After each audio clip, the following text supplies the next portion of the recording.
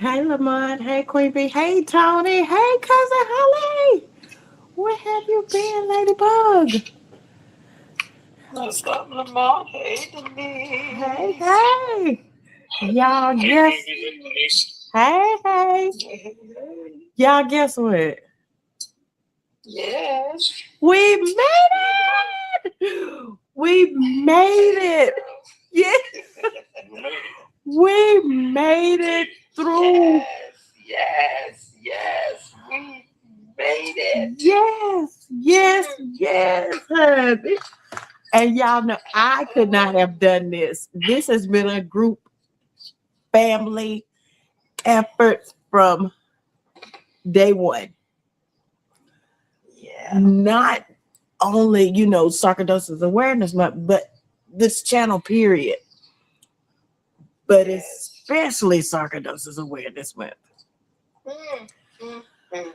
And I came on a few minutes early because I was like, when Tony show up, I'm going on. So when I saw Tony come in, when he said, I'm here waiting on you, I'm like, not long because we hitting the button.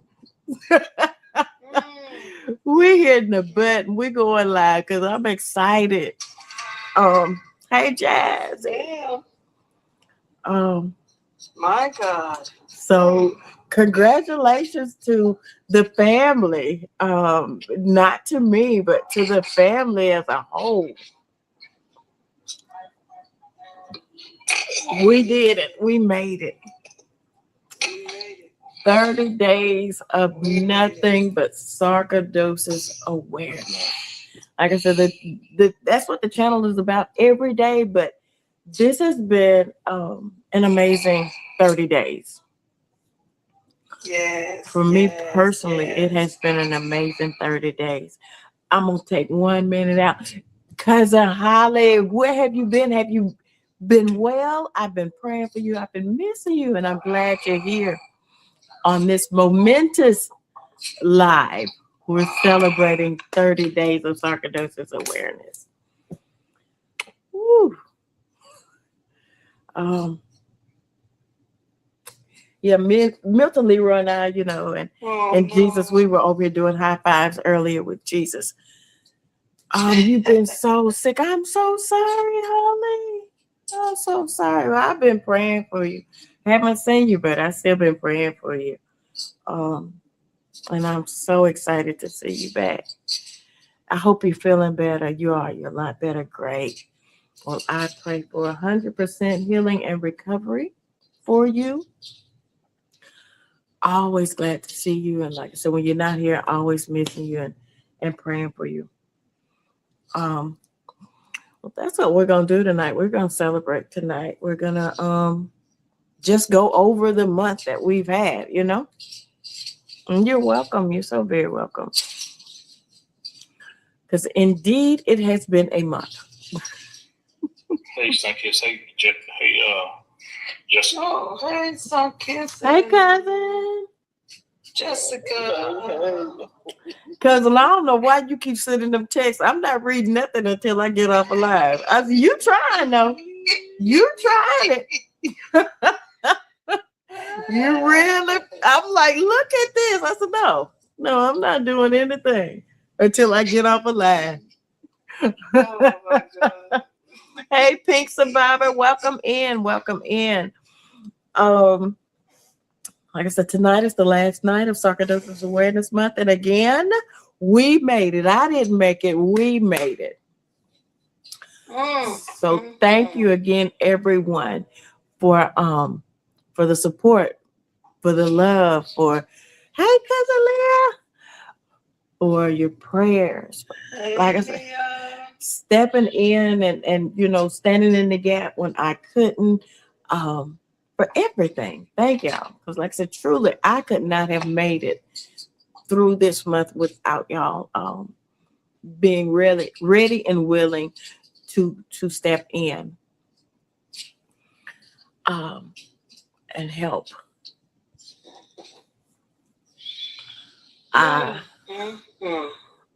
Well, you finished well.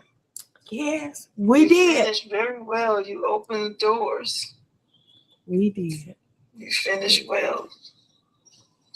I am so happy. You know, this goes down in my journal as one of the things that I am most proud of. Um, oh, Tony said, and we thank you for the knowledge. Oh, you're welcome. The best is yet to come, Tony, because it, it it can only get better. You know, I had a lot of time to think well, I have a lot of time to think, but my mind was on here, there, and everywhere today. I've been collecting money for the bundles that was due today, and I'll still be collecting it tomorrow. And thank you all for the ones who sold, for the ones who purchased. Thank you all so much. You're Um, welcome. that's a part of it. Like I said, it wasn't even so much about, Hello, Mr. Sip. Mississippi. Hey, how you doing? Long time no see. Um, okay, Lamar. Um, Denise. I got you. Oh, shoot. Um, it wasn't so much even. I heard you. I heard you, Lamont. That's what I said. Okay. Okay.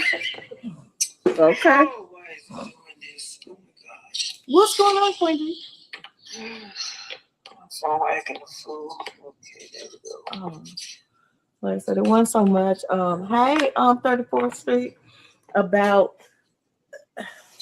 the money that was, of the products, the cost of the products, because as you can see, everything was priced so that everyone could get something. Um, the main goal in that, like I said, I want to do sell 30 products. I'm not 30, but 1,000 products, which would equal 1,000 people being made aware of sarcoidosis. It would definitely start conversations, like I said, and help promote awareness. Oh, I'm right here. Holly, I'm right here, honey. I look like I've been drugged down through the mud because there's been some rough few days for me. My next infusion is not until the 5th of next month, and I always start feeling bad a week or so before my next infusion, and swelling and all of that. So, hey, cousin Holly. Um, so yeah, that's why we're off the camera. And in case I need to get up and excuse myself really quick, um, I won't have to worry about turning the camera off. But I still haven't done a total. I haven't gotten a complete total of the number of products that were sold, but I do know that next year it will be even better.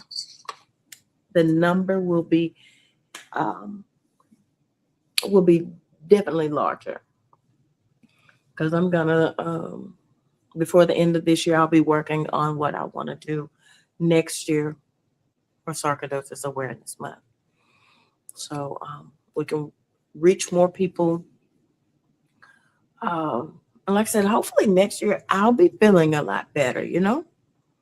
Oh, thank you, Holly. Hopefully next year I'll be feeling better. Yes. Because we running on fumes over here. Milton Leroy is knocked out. Milton is about tired of me. He's about tired of sarcoidosis himself. Milton's like, we gotta start getting more sleep over here.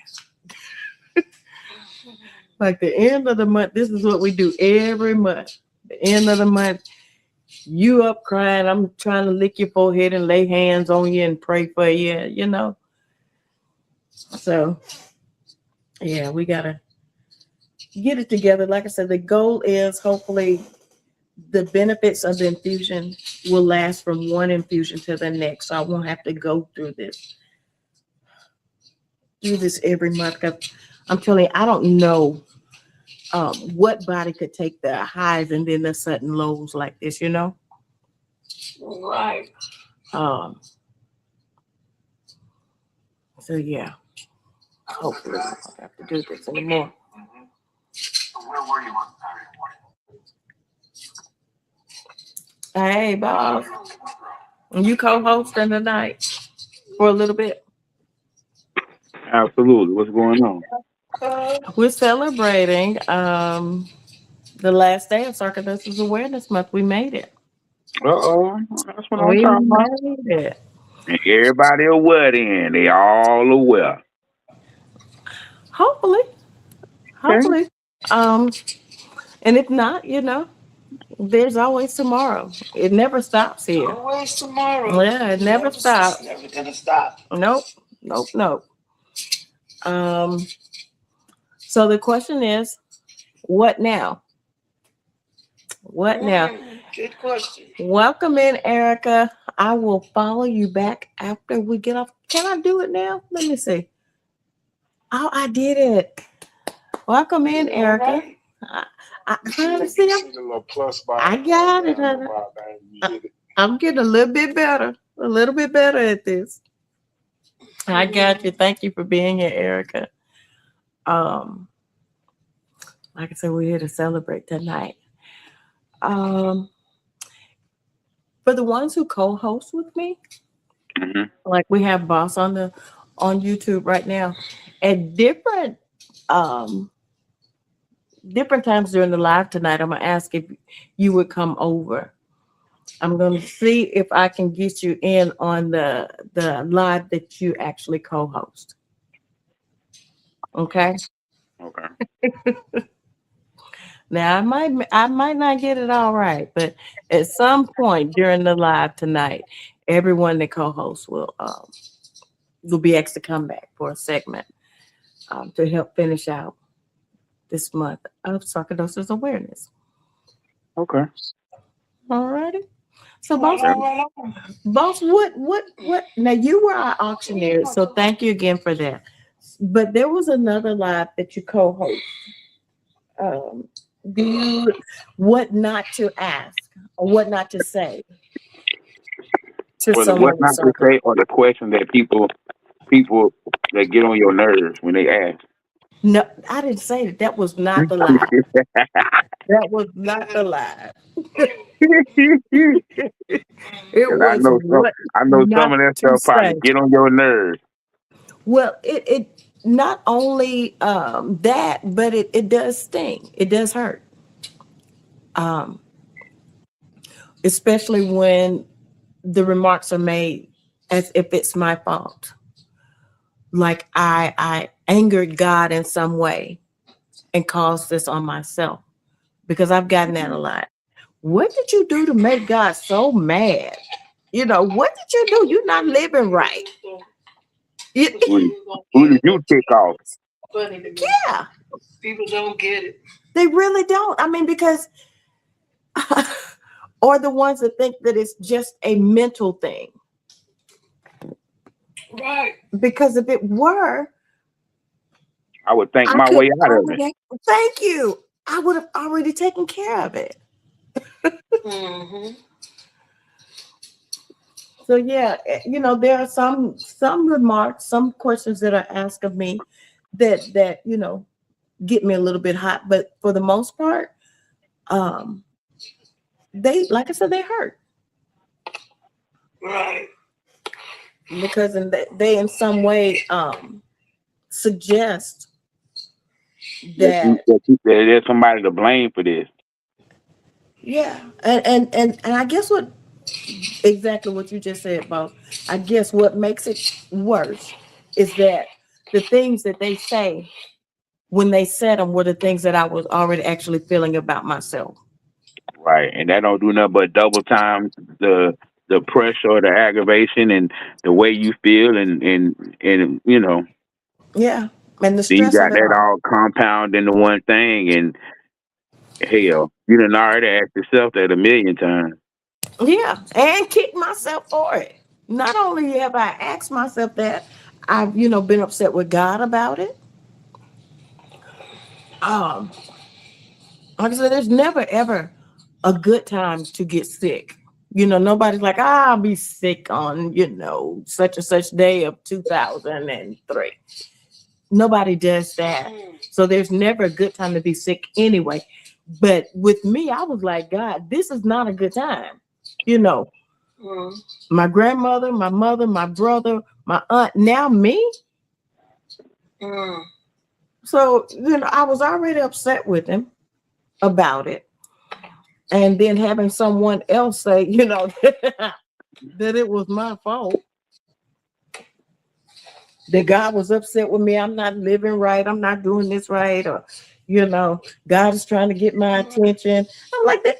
I just lost 2 generations and my brother. And he had my attention. He didn't need to, he didn't need to make me sick if that were the case. He had my attention before this. But didn't even know it when all that was going on. I was already sick.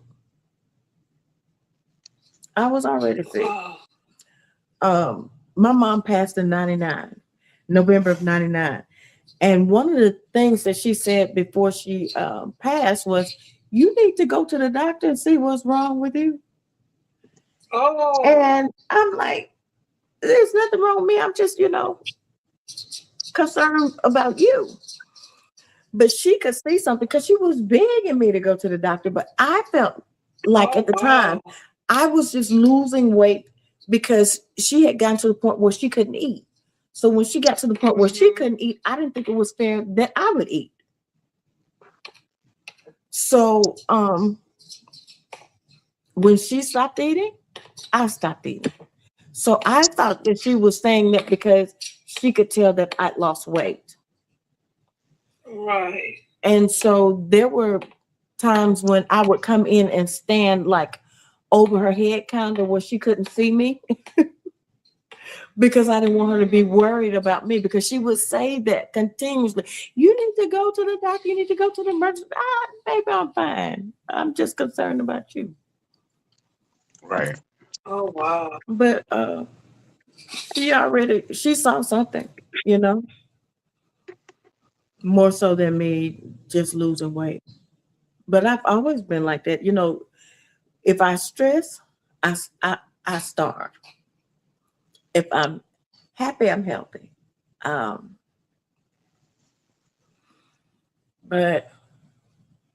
like I said, I just stopped eating then because she wasn't able to eat, and I didn't think it was fair for me to continue enjoying life and doing, what I needed to do for myself when she couldn't. She couldn't enjoy it.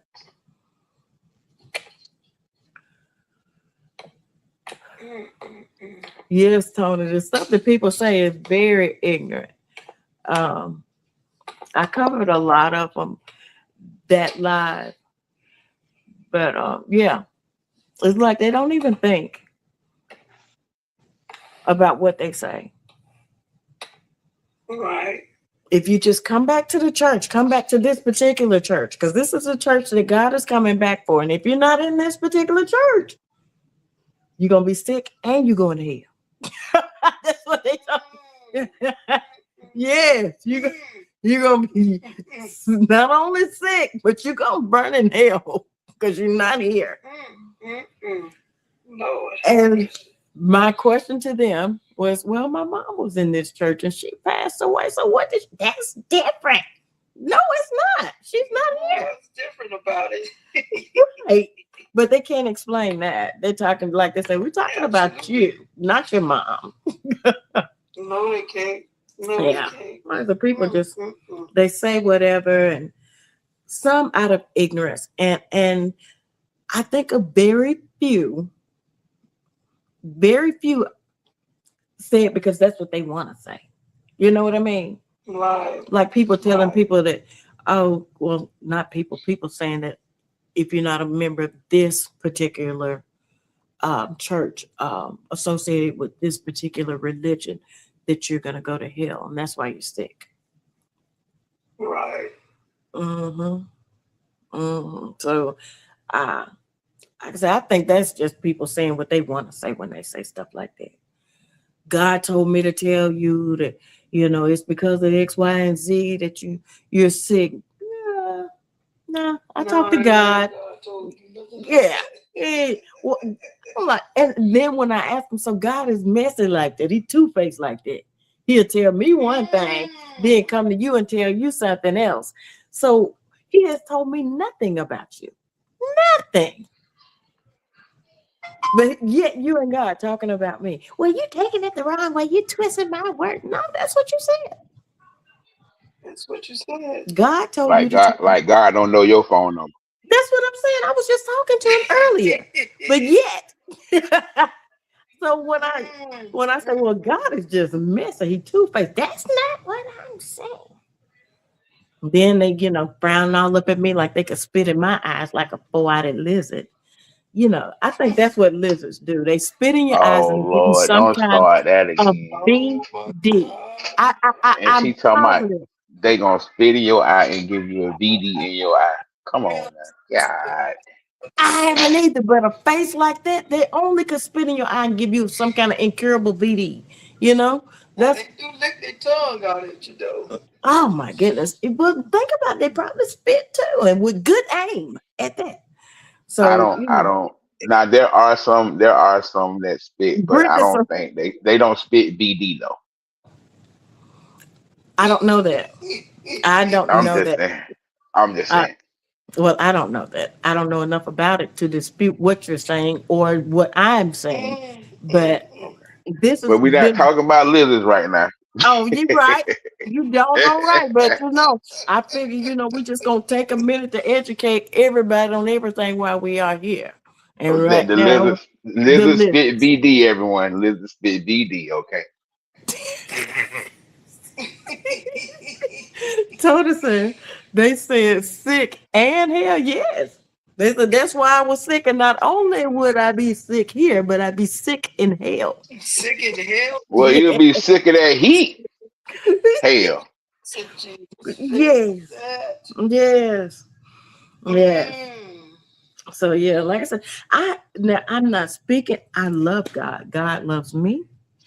Mm-hmm. But religious people, I have found to be the most judgmental when it comes to sickness, especially a sickness that they don't know anything about. Right. Um, the, They the get like that about anything they don't know nothing about. It ain't gotta be just sickness. exactly. Well, that's the only thing that That's I right. know Because all personally. doctors are. Exactly. But He I may just Anything want what we have think done. anything about it. they can't understand is the devil. It's the devil. The It's devil. the devil did it. Um. So like I said, the most hurtful things, and I mentioned it in that live, the most hurtful things that I've had to endure, as far as actions and words, came from religious people, not people from any, just anybody. These are people that I grew up with, um, knew me before I knew them, before I made my grand entrance into the world. Right. Right. But yeah, so I think, like I said, some people say things, especially religious people. And I'm not saying all religious people. I'm saying the religious people that I have encountered, um, that I have experience with. They come from a personal standpoint because, like I said, God did not tell them to tell me that or anybody else anything. Especially when they have things going on, they have their own struggles. Why would God need to come to them and worry them with somebody else's struggles? Mm-hmm. Let God work on you. That's the point of us all having a personal relationship with God so that he can work on us personally. You don't need to come and tell me what to tell Queen Bee or anything like that, or vice versa. That's right. That's not how any That's of right. this works. But like I said, especially when they don't understand something, and from what y'all was saying, anytime they don't understand anything, like about anything, and not just sickness, but I'm personally speaking about sickness because that's what the experience I had with them about. Um, Right. like I said, it's the devil, I'm the devil is in me. I need to pray harder. I upset God. I'm not living right. I'm not doing enough for God to heal me. Um, so yeah, Well, I mean, it's supposed to be a hospital. The church supposed to be a hospital for people who are sick, but that ain't what it is no more because they in that judging. And if they wasn't in that judging, you wouldn't hear none of them crazy questions that you get. yeah. Questions and statements. And it's funny, after that live about things that people say, that were inappropriate, not one person, they'll ask me, well, what do they say? What are they saying that you have? And I'll tell them they won't be able to pronounce it, nor will they ask me to repeat it again or what it is. What are the symptoms? What are you going through? What is the prognosis? Mute your mic. We hear you tapping. I'm not tapping, I'm giving. They don't ask any of those questions. Has anybody ever asked you, have you tried ginger ale? 'Cause you know Nobody. that's the remedy. You know that's the remedy in so many households. Just drink some ginger ale. Oh no, they've never asked me about the ginger ale. But I have been suggested like white lightning and stuff like moonshine. That I they were knew. like, Listen, I knew they offered you something to drink.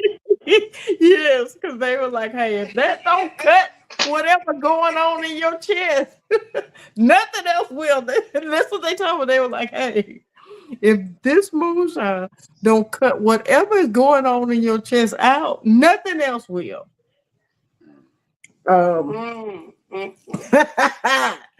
They said that thing will blow the back door off of anything. So yeah, I've been offered moonshine, and I tell you what, using it for medicinal purposes only, because I don't know how anybody could ingest it any other way.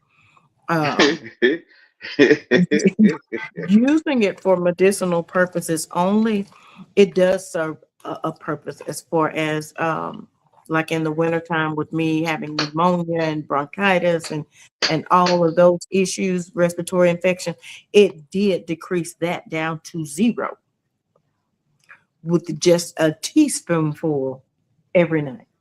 You can't take no more than a third of a cup of wine, so I can only imagine it being a half a teaspoon of Yeah, moonshine. honey, I would probably be whispering all night long. Good God Almighty, child. Like I said, I can only take a thimbleful. Like I said, it's for medicinal purposes only, but only during the winter. But no, I've never been offered any ginger ale. I've been moonshine, Vicks vapor rub, um, what else? Mustard. Um, Father uh, John, uh, Did no. you say mustard? What mustard do? Soak your feet but in mustard for your nasal passages and congestion and all of that.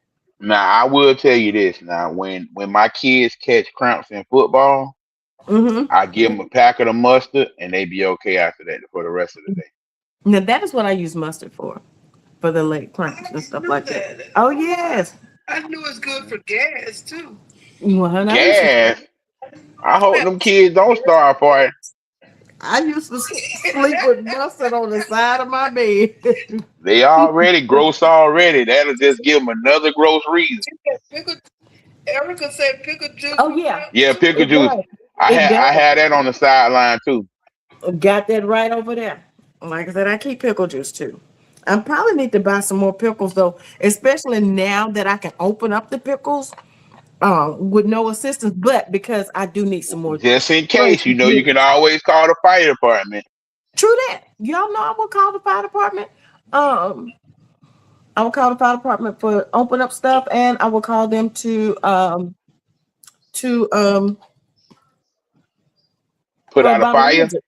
No, I never call them about a fire. I call them about a lizard. But I'm saying that need to be on the list of things you call them for, okay? Hmm. That need to be on the list of things you call them for now. Now by itself. Oh, really? Well, boss, that may be. Well, that speaks in the name. It says fire department. But yeah, if I ever see a fire, I will. Okay. Okay, thank you. I appreciate that. I used to catch a lot of crabs, but not anymore. Mm-hmm. I do when I don't drink enough water. I That will. part. Yeah. If it's a day that I'm not eating or drinking, I will have cramps. And the cramps in my feet are the worst. My feet and my hands are The the cramp worst. in the hand and the calf is the worst for me. Mm. I'm talking, and when I say, like my foot, it's like right there in the ball, right there by my toe. Have your toes Yeah. pointing in different directions. Yeah. Yeah. Like Star Hmm. Trek. Yep. Oh yeah, I do get cramps in my Mm-hmm. hands and my feet. Yeah, I do. AI says discussing hurtful comments made by religious people about illness. I'm telling y'all, AI is on it. On it. AI knows his hell. Well, always, but they're on point. On point. Erica, I just figured out who you were. Hey, love. Hey, Erica. I just figured out who she was. Thank you for coming in. Thank you for coming in. Um, Now we're gonna go back to the Sarcoidosis Awareness Month. Um, our last live for the month. Um, I will admit that this month has, like I said, it's been educational for me personally. Um, Learning stuff about myself, releasing stuff about myself, things that I've been holding on to forever. So it's been a month of awareness, education, and also, like I said, very emotional, real, and raw. Um, we've had some great lives. Um, the conversations and the engagement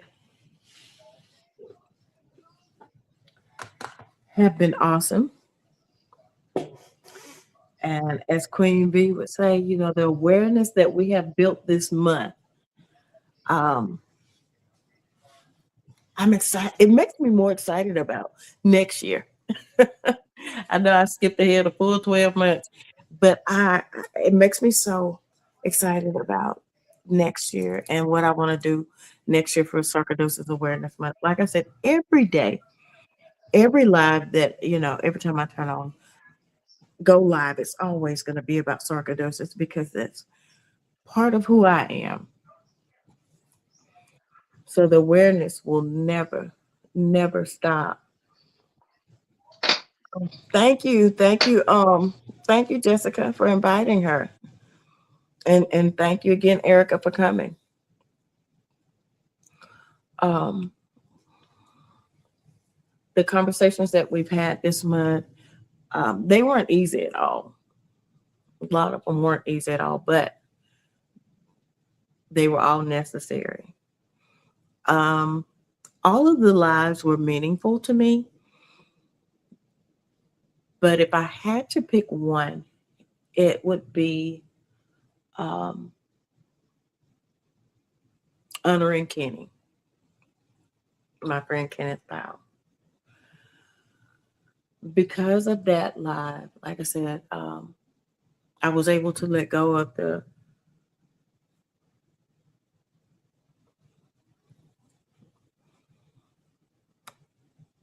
I don't know so much if I can say let go, but release the feelings I had about surviving, still being here and him not. And because I chose to share that with you all now know Kenny and the wonderful person that he was, the role that he played in my life, and he will continue to live on, not just through my works, but in you all as well, because now you all know him too.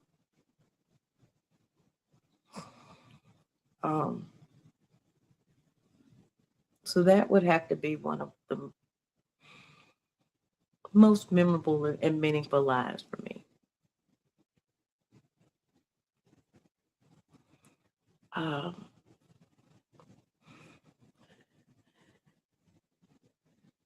oh, in the next few days, months, definitely before the end of this month, I want to reach out to his mom and start back interacting with her like I used to. Like I said, I stopped because I felt so guilty about her son not being here. I just couldn't see, even up until that live, even though I know I have accomplished a lot of things that I set out to accomplish, and there are some things that I am extremely proud of that I've done, I still carried that guilt. Um, and I still, would always think, imagine the greatness that Kenny would be doing if he were here and I were. But I'm like it's about me deciding to dedicate that live to him.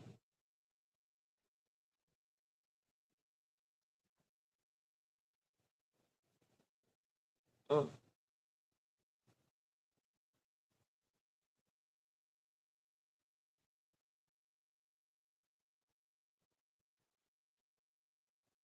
I don't really know the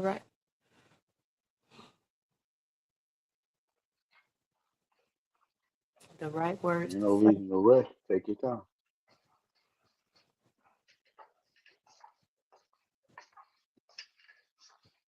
I know that I'm gonna do everything that I can possibly do to make him proud.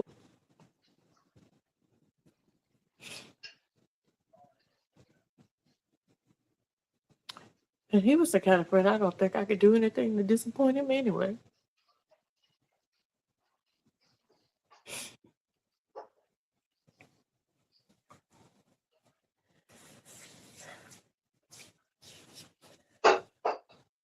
And without feeling any guilt, about being here,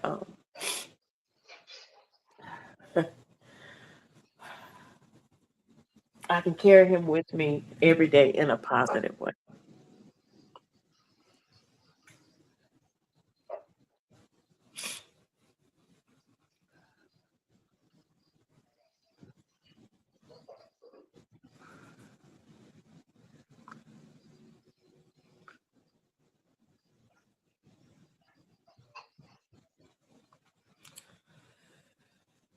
Okay.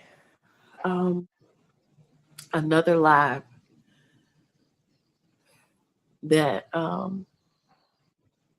would rank high with me. Well, like I said, all of them, are because the topics were, things that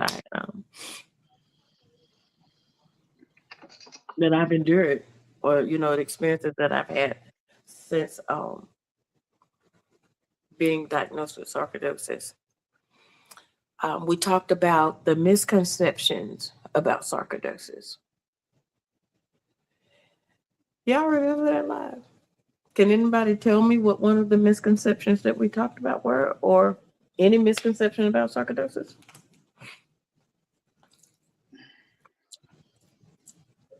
It's all in your head. It's all in your mind. True, true. It's not a mental thing by far. It is actually a real illness, a real disease. Sarcoidosis is a disease of unknown etiology, meaning that there is no known cause and there is no known cure for it. Anyone else remember a misconception? Was it the fatigue? Because I could be off with it. Yeah. No, that was not one. That was one of the facts. The fatigue, one of the symptoms. Um, chronic fatigue that I deal with, that a lot of sarcoidosis patients or autoimmune um, patients deal with. Um, your wife was diagnosed with diverticulitis not long ago, and that's not easy. Definitely continued prayers and praises going up for her. That's not easy either. Um, one of the misconceptions um, that we discussed was that sarcoidosis is not contagious. It's an autoimmune illness. You cannot contract it by coming into contact with me or anyone else with any other autoimmune illness. Um,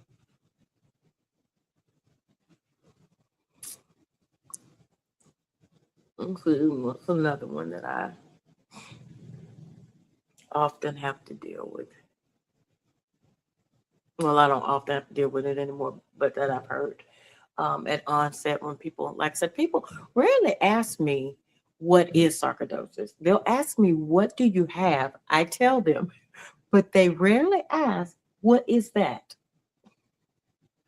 They just go off on their own, and and start judging based on nothing, something that they know nothing about. And like I said, at times I feel like people didn't want to know anything about it because I've never been asked that by the people who've made judgments, ill judgments at that. No, it's not, and I don't like seeing her deal with that now and with other health issues. Bless her heart. It should definitely be in my prayers, Erica.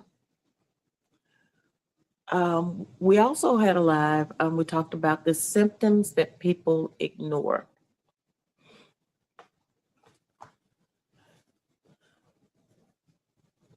The cough.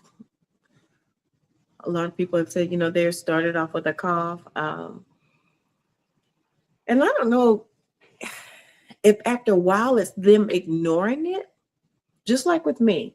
I'm working with doctors, and mine was misdiagnosed even then in the early stages.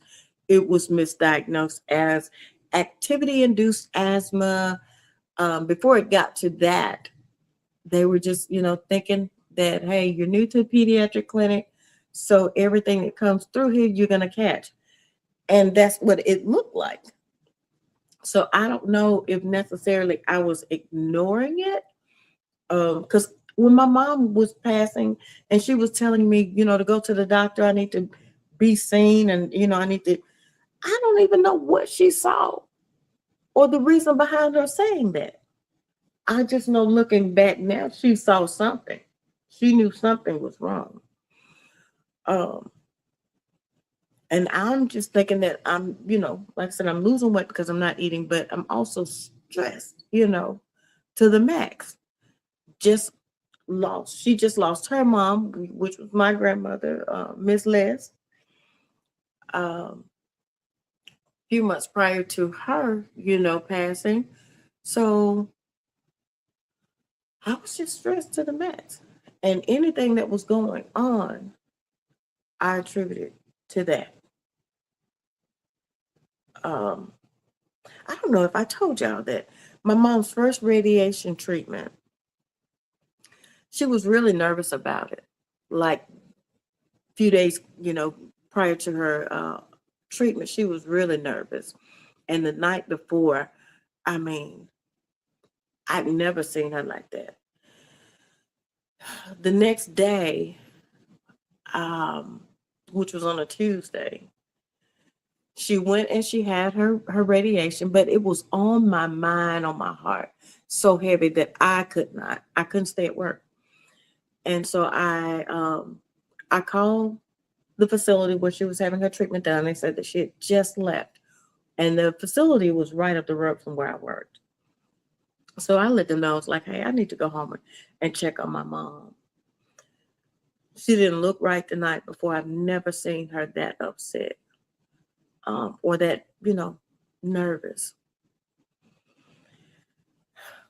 We pulled up to the red light that was up on a hill. Like, so as we were going up the hill, I could see my mom's car. She was like 3 cars ahead of me.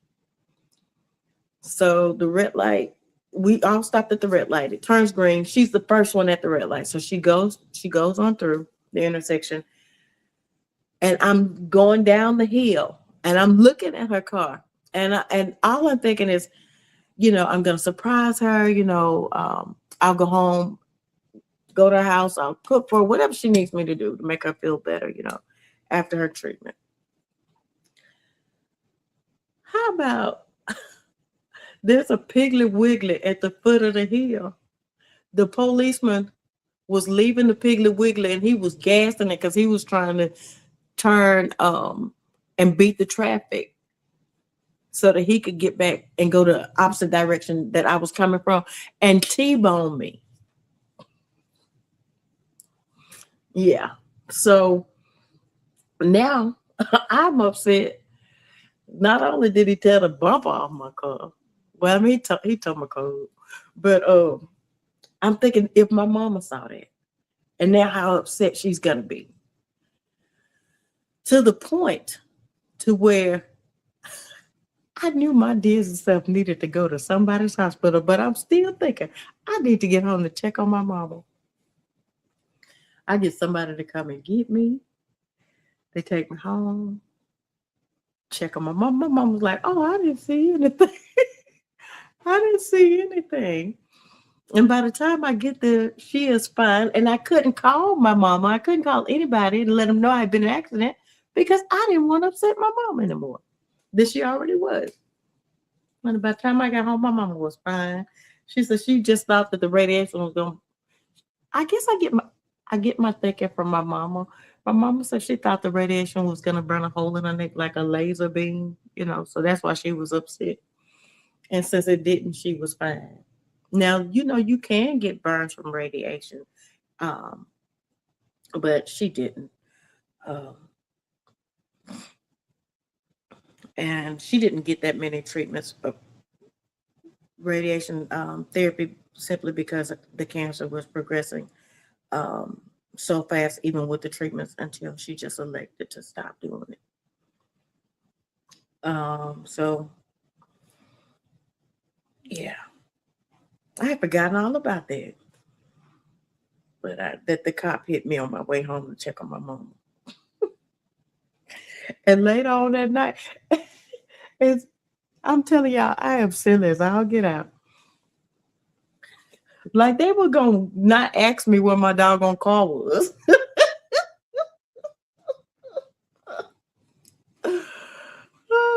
So finally, later on that evening, I told him, and my mom was like, "You need to go. You need to go and get checked out because when you lay down, you're gonna stiffen up." And I'm like, "I'll be fine." At around 2:00 that morning, I think I was dialing with my tongue, trying to get somebody to come get me and take me to the emergency room. I couldn't move anything. So she was right again. But like I said, her telling me to go to the hospital, go to the doctor, I don't even know what she was looking at to even. I understand you're concerned about going to the hospital.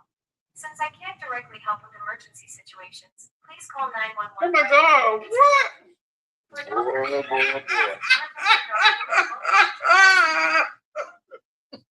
Mentally Ross. Mentally Ross. What you talking about? Lamont, this is when you're supposed to say that. God damn, Denise.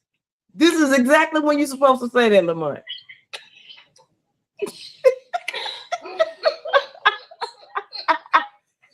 Tell me she is not ear hustling. And She come in when she want her, but she don't come in when you want her to. Right. I didn't say her name. I didn't say anything that sound like her name. But then if I say that she's ear hustling or she's nosy, she'll tell me that she's not. I can't waste my breath with her. It's all, yes. She gonna find out when I unplug her rump and throw her out there in the yard. Well, guess what? When y'all finna do y'all hit on that nursing home, you better not have it on because she gonna snitch on y'all. Good looking out. Good looking out, Nay. Good looking.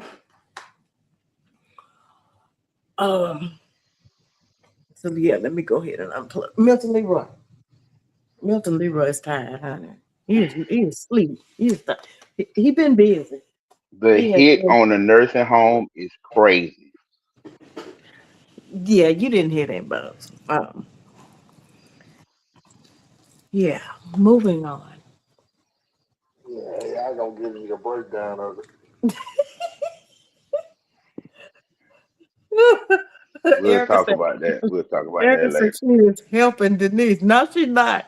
She is ear hustling. Yeah, I'm gonna need a breakdown as well.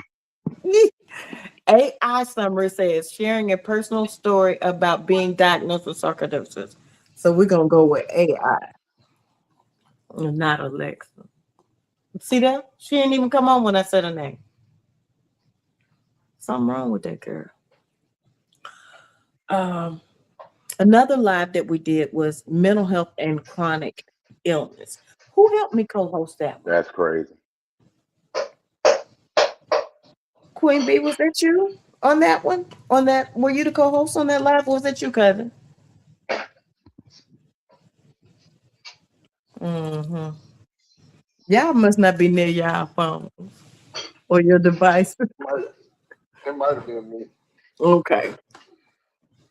I'm thinking it was, cousin. Mental health and chronic illnesses. Thinking that it was.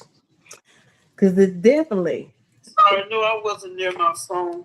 that's okay. That's What you okay. say there? I was asking who helped co-host the live on mental health and chronic illness. Oh, I did. Oh, okay. Okay. Okay. Mm-hmm. That's the night I did my niece's illness. Okay. Hey, Batista. Okay. Okay. Hey, Batista. Hey, niece. Hey, Batista. Okay. Because there's definitely a connection. I don't see a way that there would not be, whether the illness is long term or short term. You know how I don't want to say depressing, but how down it can make you feel when you even have the flu for 7 to 10 days. It takes a toll on your mental health. Um, Whether you're hurting, when you're down with the flu, or body aches, pain, shortness of breath, whatever it is, even being down from, like I said, 7 to 10 days can take a toll on your mental health. I was just thinking the same thing when you were speaking about your pain yesterday, where you said you just you can't get comfortable no matter how you turn or sit or lay. Yeah. And the only way I can kind of relate to you is when I have the flu, and that's the way I feel. Mm-hmm. And I was just imagining if I had to go through that every single day. It would definitely do something. I mean, it would definitely take a mental toll. Like I said, being physically exhausted, where you can rest, you know what I mean, and recover and recharge. But mental exhaustion, when there's nothing you can do to ease the pain that's causing, the mental stress. Yeah. Like I said, day in, day out. I know I've been saying it a lot, here lately, that I'm just tired of this. I'm tired of the highs, I'm tired of the lows. And I know with having an autoimmune illness such as sarcoidosis, there are going to be highs and lows. It just seemed like it's like a roller coaster, It's not far and few in between. It's just like constant up and down, up and down, up and down.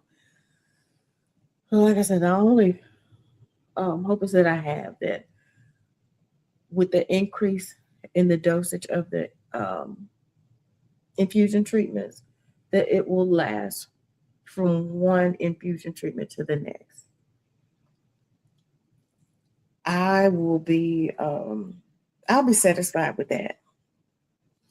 And like I'm saying, the only reason that I have high blood pressure, the only reason that I take high blood pressure medication is because of pain.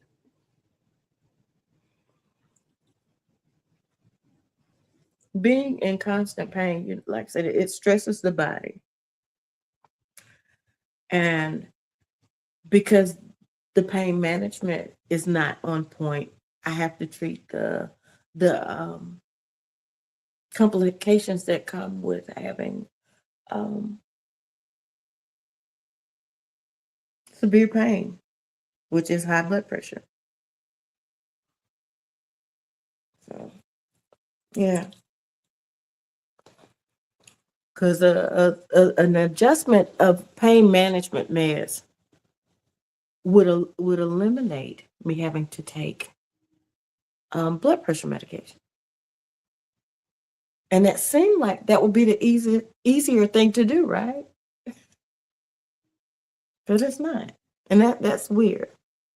That's weird. Leah said, yes. Yes, and I'm tired of stopping and starting medications. Man, it's exhausting. Pushing through the side effects is not easy while trying to take care of my mom. Lord, I imagine not. Trying to take care of your mom, yourself, and just manage everyday life. Yeah. Yeah, that's not easy at all.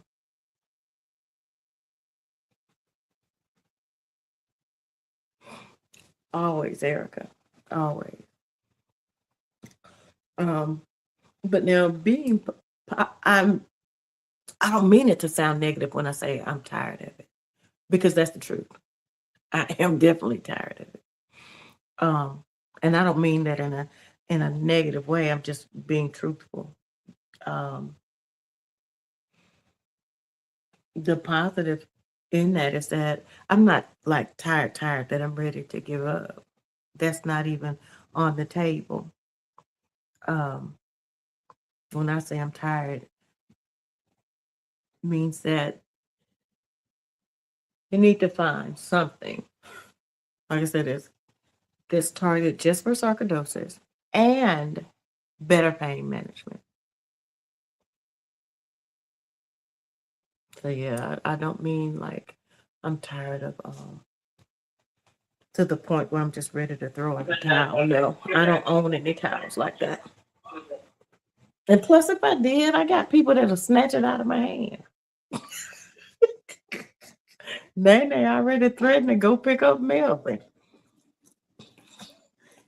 That would probably do me in just to see Nene and Melvin pull up in the same car.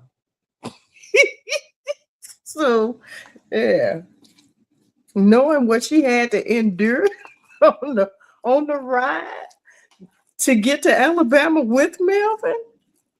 I know, right? Yeah. No, she already said she'll put it in the trunk. Yes. Can't you see that they stopping every few miles? It's a shame I got to even stop the car and come back in and check on your ass. What you doing? Stop all that knocking on the truck. I know you bet. I can hear. I'm gonna try to hit every pothole in the road. Yeah. So no.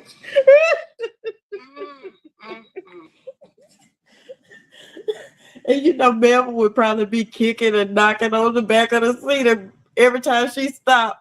What do you want, Spent? Can I have some water, friend?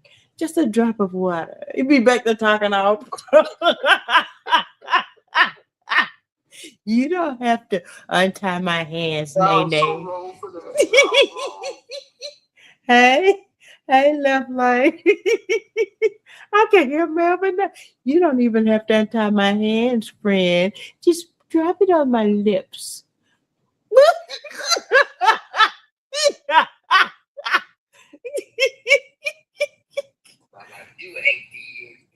Right. Hey, left leg, how you doing? Thank you for coming in. Where is Melvin? So wrong with it. It's the truth. That I drive fast. That's it.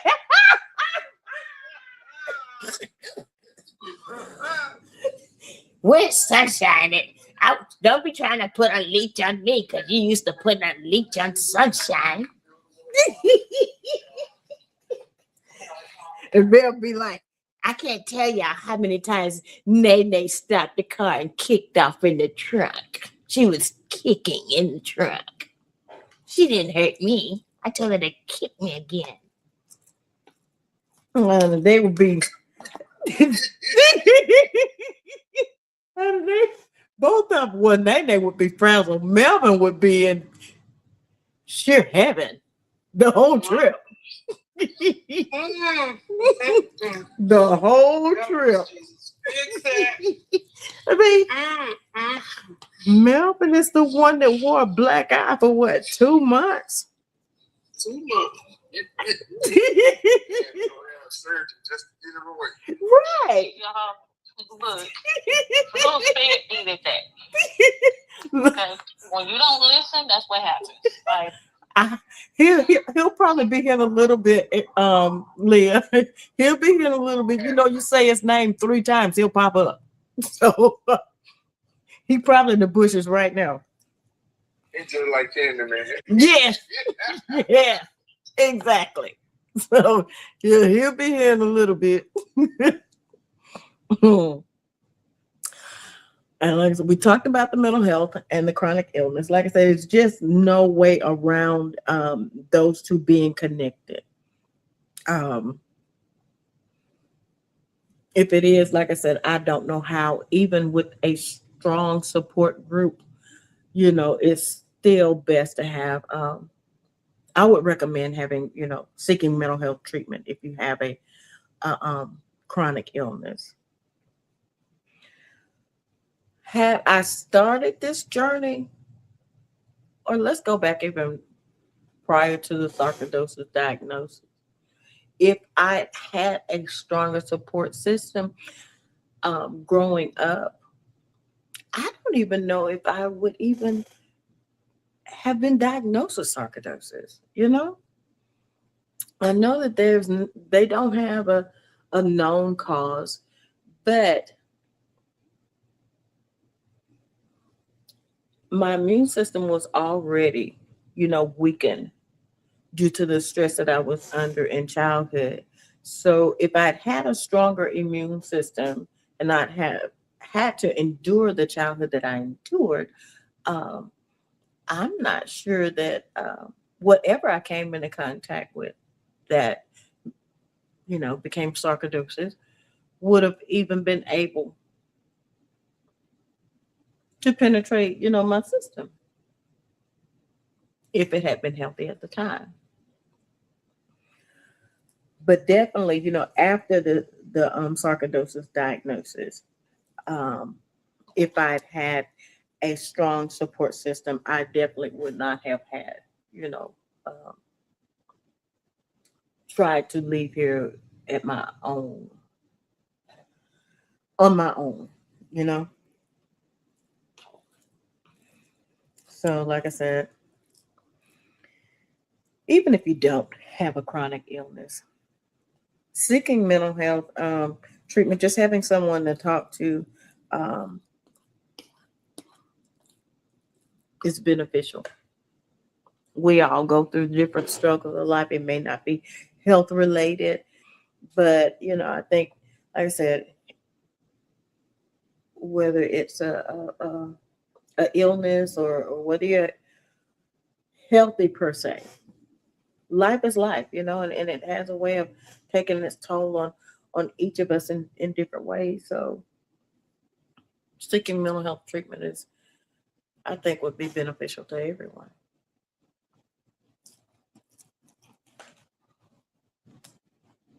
And I'm thankful now. I thank God and I thank y'all. I'm grateful for y'all that I do have a strong support system now.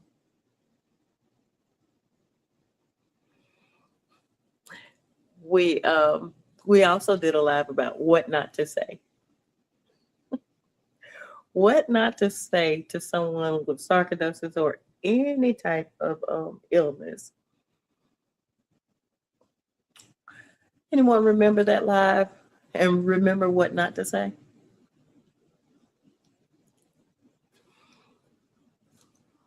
One of the main things that I hear.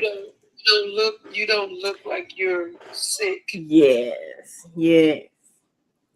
But you don't look sick.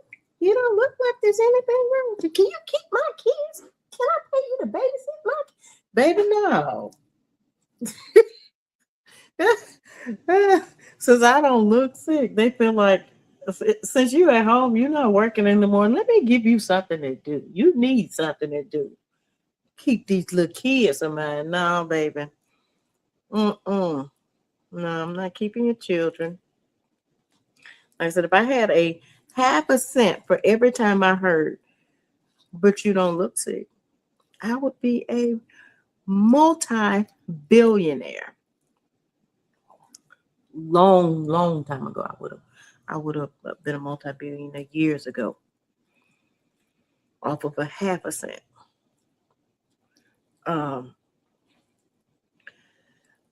Another thing is just ignore it. Just ignore it. You can't give in to it. So, just push through. Well, that didn't always work either. Like I said, I had to find that out the hard way. Not because anybody told me to, because I felt like I needed to do it. I need to push through and, as if nothing were wrong with me, and then push through for a little bit one day and then spend 3 or 4 days flat on my back, in excruciating pain and stiffness and everything else. Anything else? What not to say?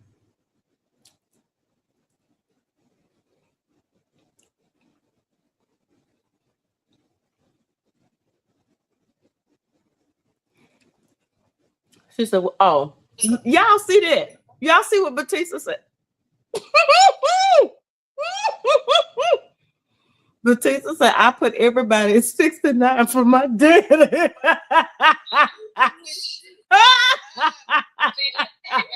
me 1 point.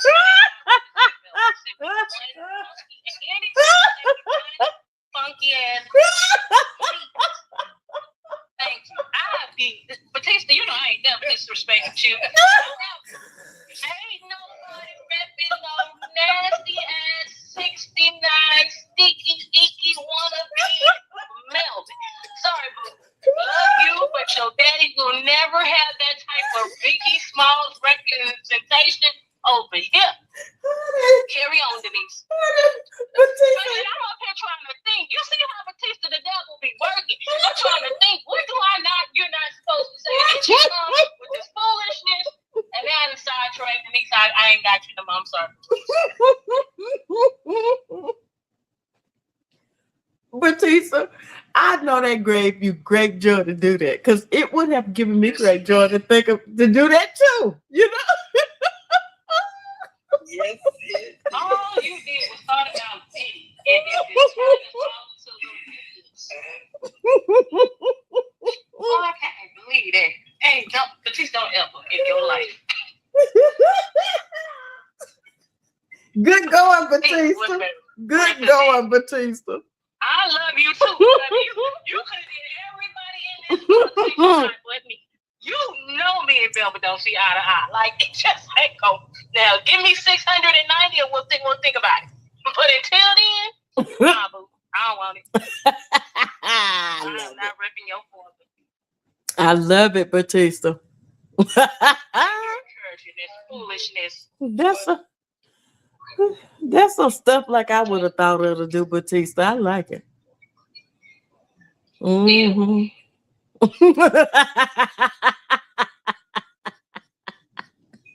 Okay, let's get back to reality. That was bullshit. Back to reality. We talking about what not to say. Don't say 69. What not to There was somebody trying to come up. I didn't catch him though.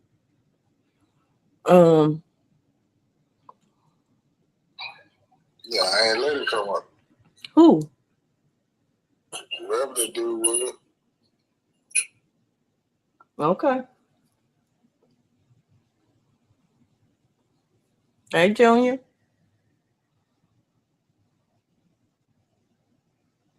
Hello?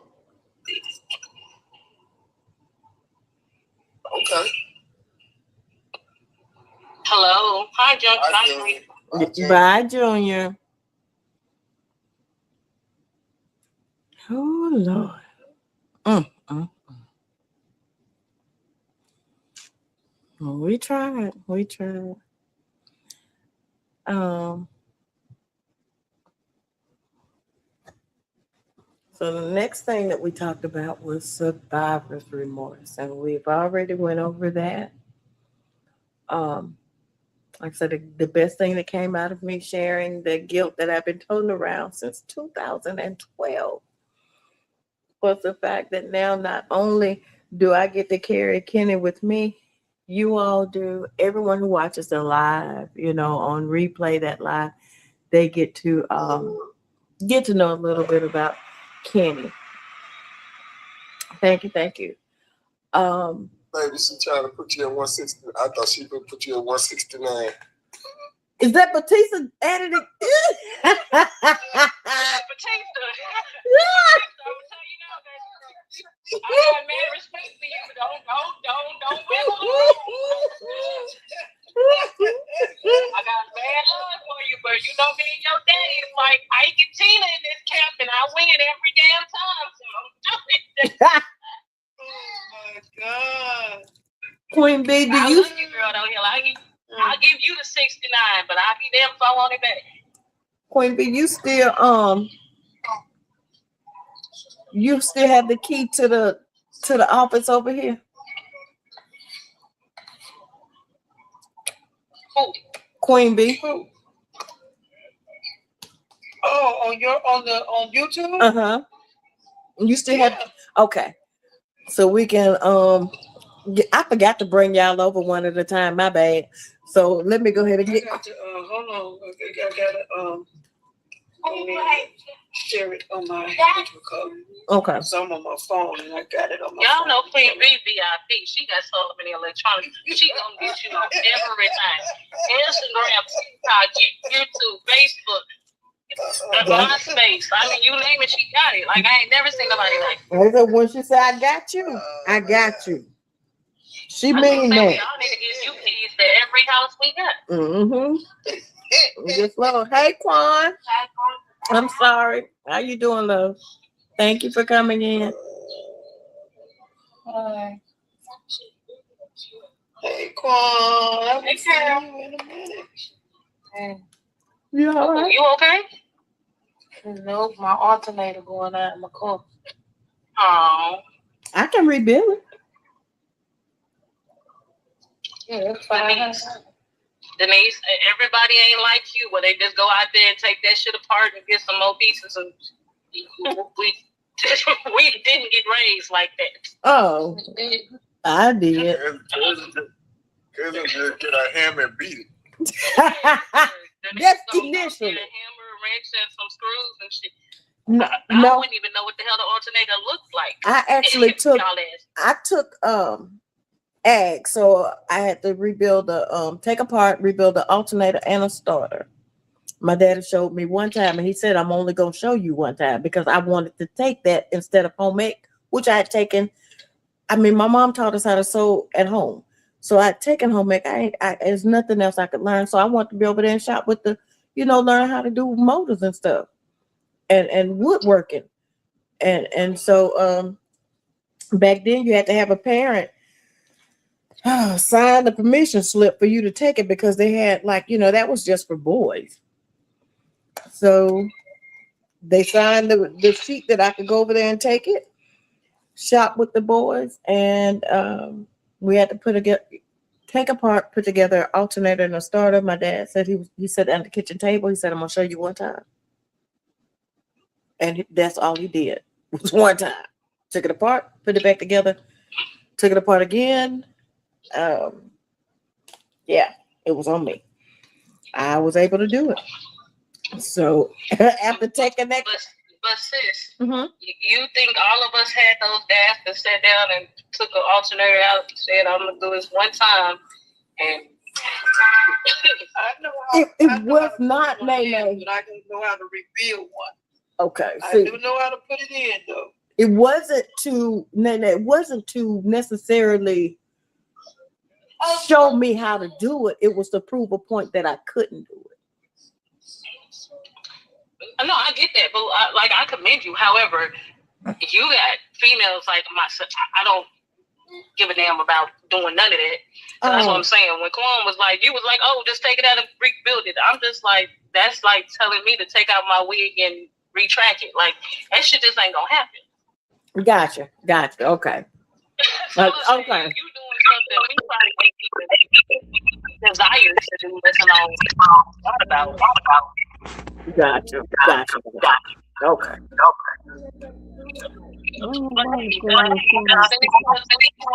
Wait a minute, Queen B. You still got one of your devices.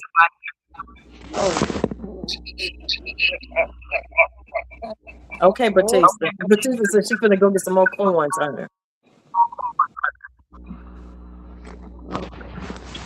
Well, you ain't gotta let speak out about because I don't want to. No. I still hear the echo. Hold on. Mm-hmm. Wow. Turn the volume down. I think I took the volume down. Mm-mm.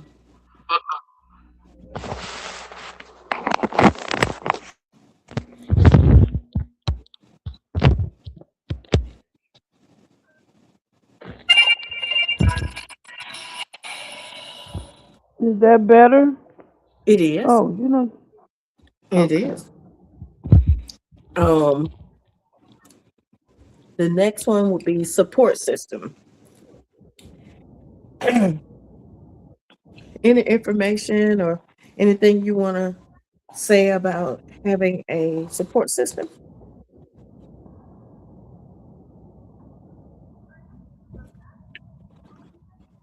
Is this for anybody or is this for a certain person? First, I'm starting with Queen B. Okay. And then I'll move over to TikTok. Well, I always start off with God. Mm-hmm. But a friend and family members, I think, would be a good support system for you if you have somebody that's just standing in the gap for you. Right. Yeah. And speak on the importance. Will you speak on the importance of having a good support system?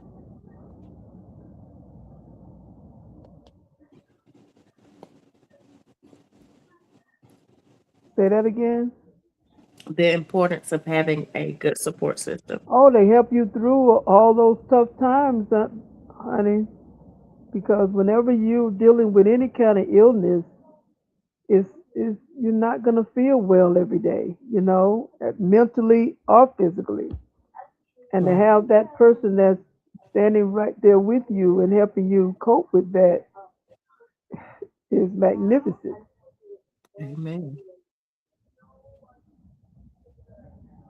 Amen.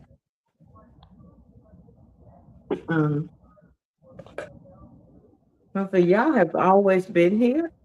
It was more so me reaching out for help.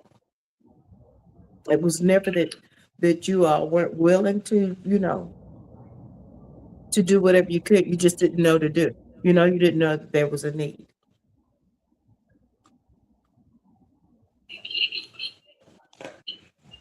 So you all have been a tremendous help, support. Y'all are more than, like I said, people that that I happen to cross paths with. Y'all are my family. And I love it that when new people come into life, they don't know that we're not blood related. They think that we're all family in here. And I thank God for that because that's honestly how I feel.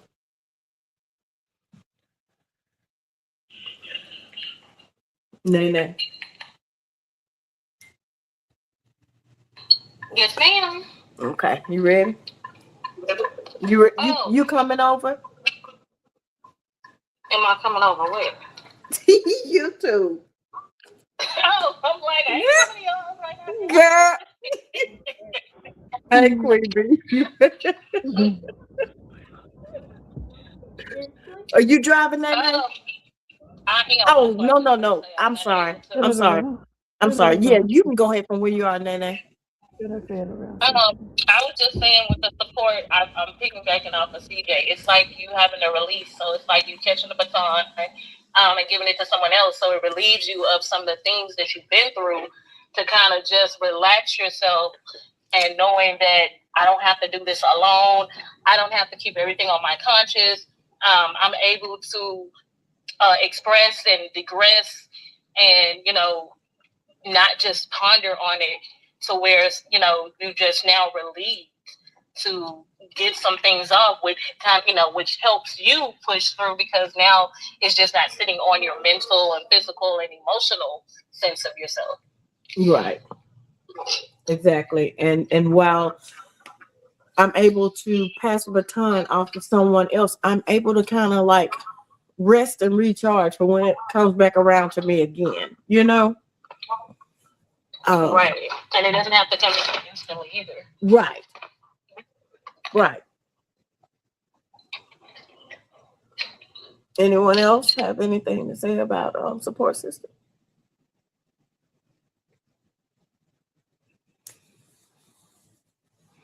Lana, so that's one of the things that she struggles with as well, you know, asking for help, letting people know that there is a need.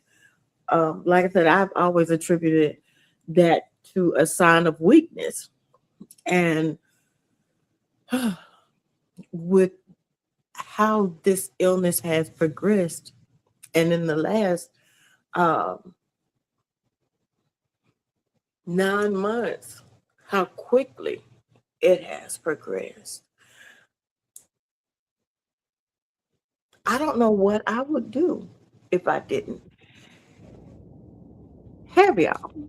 I really But if don't. you don't ask for help, how will we know if you need help? That part. That part. You know, it's something that God did reveal to me today, and that is when He created Adam and Eve, it was just Adam and Eve. But He realized that we need people in our life. Right. So that's why He wanted to multiply because we need each other. We need people. We got to have people. Yeah. Because I was the same way. I was a loner. I'm like, I don't need anybody but myself. And that's not true. Mm-hmm. Because you do need more than just yourself. Because there's gonna be like there could be something in I see about you or in you that you don't even see that I can help bring out of you. True. True. That's right. So that's why we need people. Mm-hmm. Like you said, it was just Adam, you know, initially, Yeah, with and he just needed Adam, a and then companion. you need a companion. Then there was Mhm. Eve. Right. Then he wanted more people. It was, Right. yeah. Right. So, without saying, would they have started hunting, or were they hunting before they bit off the fruit? We I don't know. Girl, I ain't went that deep. I ain't went that far. I don't know. I'm serious. It doesn't matter. They Um. think they were because they didn't know that they were naked. If they They would have, didn't know that they were they naked. didn't know that they were Right. naked. Okay. Okay. Well, hey, I just came to mind. I need to start muting my mic. I didn't go that deep. I'm like, what the hell was that? Yeah. Yeah. Yeah. I'm Yes, sorry. it was. Yes, it was. Yes, Um. it was. gifted it to Adam and Eve at the store. Hey, I got thrown out of Bible class in church. So I mean, For some reason, I believe that. I did. Me too. I do too. I definitely believe And that. I just don't understand why they did it still today. It was a valid question. Denise, What would really. it we penalized on what they did, not what they did. What they Exactly. They made the world the way it is today. It was them who But I done. don't think they It were was doing them who that made the because they world didn't the know way that it they were is. getting messed. Okay. Okay. So it took them to get naked to be able to do that. So Well, they was naked. but they didn't notice that they were naked They until it didn't know. Cousin, Right. that is a form of support. We ain't talking about that Oh, type of stuff. oh, yeah, you're right. Oh. I mean, it helps though. It helps. That's what I'm saying.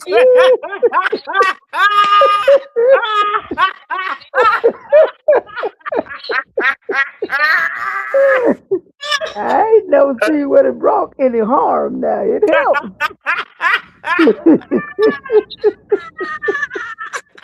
line is behind that.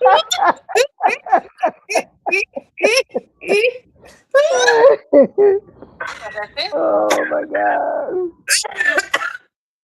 Years, and I've never wondered if Adam and Eve did anything but what the hell they did. And as of today, now read the preachers about that, my brain's gonna go so left. Mm, mm, mm. Mm, mm, mm. Oh. Mm. Martha put his finger up in the teacup. So the only person that we know was hunching was Jezebel because she was a hoe. Other than that, Yes, yes. I don't know She about the learned rest it of from them. somebody. well, that's plenty of years down the line. However, it wasn't Eve.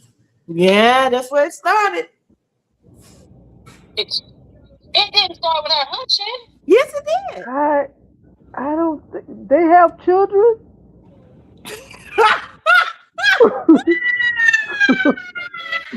But that wasn't the penalty. But that wasn't the But yeah, penalty. yes, but you know, he said now from now on, childbirth They would didn't have be. children before That they was found out they were naked. he put that on everybody after that. I But don't think they was out there in the garden just getting it in, and then all of a sudden it's like, and then she ate the apple, and then all of a sudden it's like, oh well, now you finna be penalized. Like I don't think that I gotta go read. well, you know, man. Now we could have prophecies, the deacons.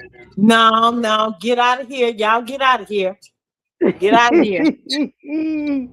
Let me move on to the next topic. Don't y'all stop him. Piggyback real quick on what you were saying. It takes trust to also be able to talk to people, to be able to pass the torch. And that's one thing that we had to all gain with each other is some type of trust, because we could have known each other and not trusted each other, which means we still want to talk to each other. True. In that level. True. Because you know the little things that I started telling in the beginning, if I had not gotten a positive response, I would have not said anything else.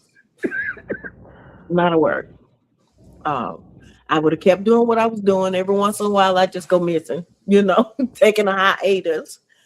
Those would be during the times that, you know, I would be having really bad flare-ups. So are you, Erica. AI says debating the story of Adam and Eve, if they hunched before or after they ate from the apple to their nakedness. Goddamn AI. What happened? AI says debating the story of Adam and Eve, whether they hunched before the apple or after their nakedness. Before the apple? No, it wasn't before, baby. They didn't have any children. Well, they could have just not They didn't been. even know what it was before Well, they yeah. bit the Well, apple. how were they pleasuring themselves? They were just running. Never mind. Oh, That's all they were doing, eating and chilling. and then the animal was asleep. And Adam, she said Adam was asleep. Let me turn. Let me turn the oxygen up. They said Adam was asleep, y'all. He was over there. Well, he wasn't asleep the whole time. Now he He was was awake over there. sometimes. Don't let around and he cheated on him with the serpent and ate. Yeah, now I agree with you on that one. I agree with you on that one. I went Googled it. And it said they started having sexual intercourse. They did what now? When? They But started when? having sexual intercourse after they ate the apple. Okay. I figured that. Yes. True, because God has seen them instantaneously. So what did he? What did he need to make a woman for Adam if they weren't That loving was the on each purpose other? of him making woman so he can so they can be multiply more people in the world. Right then and there, Jesus didn't say, "Oh, well, stand up." They was chilling. So the Garden of Eden came with the limitation: don't eat the apple, don't eat of the forbidden fruit, and don't hurt. Exiled them. That's when they had their first sexual intercourse. Yeah, they did what they did. Then they got in trouble. Then they decided to go do the new. So what was they doing? It's not adding up. What were they doing before that? Sitting around playing thumb? He was asleep. They Well, that wasn't they didn't know. That's when the sin came. They didn't have the Desire? the desires of the flesh. So okay. they didn't have the intercourse. Like that wasn't a thing for them until they realized. Until she ate up the apple and they realized that they were naked. They were naked. Right. They didn't realize they was naked. Right. But I said all those years in vacation, the Bible school and Sunday school paid off. Yeah, I would for the apple. And when the apple was a forbidden fruit. Yeah. Whatever. Yes. They say, forbidden fruit. They called it an apple in the Bible, or wherever they called it an apple at. And that's what we kind of latched on to. So, yeah. So they was just running around playing freeze tag and taking naps and eating. They was playing patty cake. Yeah.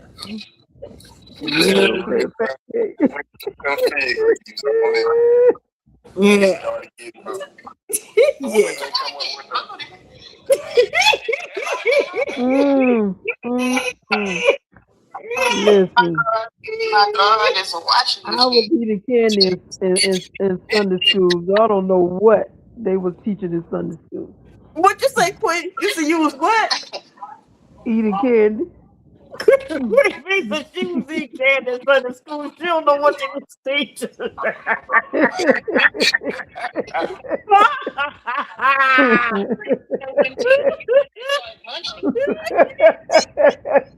Now, if they were talking about that, maybe I would have paid attention, but I don't know nothing. well, Queen B. That's what they was talking about. Would have had Queen B attended. She was strictly attended. Oh yeah, because front and the first one there and the last one to leave. They was up in there talking about we was all Jesus' children. You my favorite too, Erica. I'm so glad you came back. They were saying we were all Jesus' children, and then I just asked who was Jesus' wife, and they threw me out. What? Yeah. Oh my goodness. Who was Jesus' wife? If we all his children? But that was a valid question. Any child would ask a question like that. No, they threw me right up out of there, had me go out there and sit with the adults by my mama. Yeah.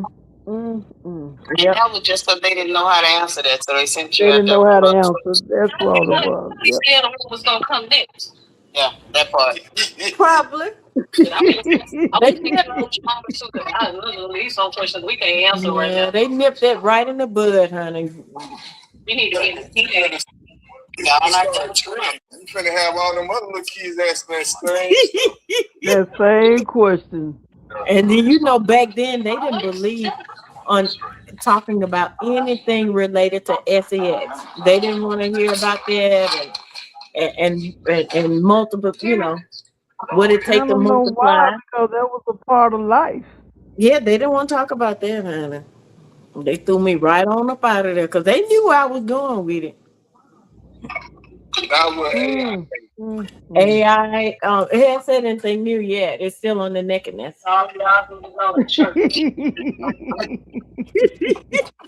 Okay. AI trying to Google who Jesus' wife was. My gosh. I don't think he's gonna get no results. Cousin, do you want to come over and over to YouTube and take the next segment on YouTube? Next segment on faith and strength, or you can do it from there. I was trying to get all my co-hosts from the month over to do a segment, and I kind of got to go and forgot. Yes. I'm gonna come over there. Okay. All right. And thank you, Queen B. You're welcome. Bye, y'all. YouTube family. The hell am I going?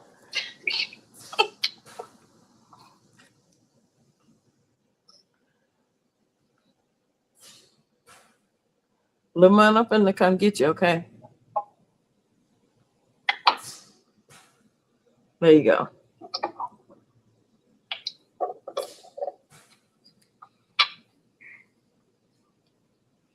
Well, as long as you okay. Your service is nervous, Lamont. What you say, Lamont? Oh, I'm sorry. I said, as long as you're not driving, I'm okay. Oh. You wrong for that. You wrong for that, Lamont. As long as you not driving. No. And it seems like y'all are finding every kind of bad driver video to send me. Y'all need to know that it don't matter to me. I feel like my skills are top tier. My parking, maybe not so much, but my driving skills, they're top tier. Who can run off a road and get back on it without breaking a sweat? I don't holler. I don't panic. You don't. But what about your passengers? She was fine. She only thing Queen B said, I don't. Wait a minute, Queen B said, she said, probably was passed out. No, she was talking. She said, I don't think this is where we're supposed to be. I don't think this is, part of the road. She sounded like she was stuttering and her blood pressure was going up. That's what it sounded like. She was on the verge of passing out. I was taught, do not disturb the driver. Especially when you're in a turn down that road where there was absolutely no roadside. Hey, cousin. What's up, cuz? I wondered. You hear Queen Nah, I ain't here. We talk about this. They talking about my driving, and Queen B talking about. I was taught not to disturb the driver.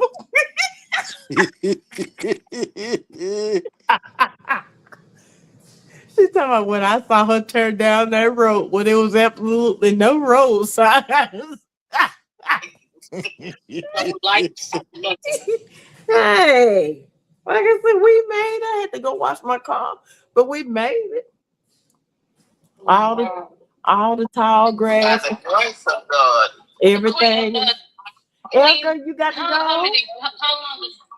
When was that y'all did? Okay, Erica, thank you for coming, baby. We was leaving. We was leaving a nail salon trying to find a No. Oh yeah, that's what last year. And she was traumatized a year later. Absolutely. Queen B, why would you say that and mute? Queen B said absolutely and mute it. And she still has yet to traumatize herself. Everybody. Go ahead, CJ. Go ahead, baby, because this is a dead end moment. The next live that I did was faith and strength. How my faith has definitely been strengthened during my sarcoidosis journey. Like I said in the beginning, I came into this thing, upset with myself, upset with God, upset with everybody. But in the end, it has been my faith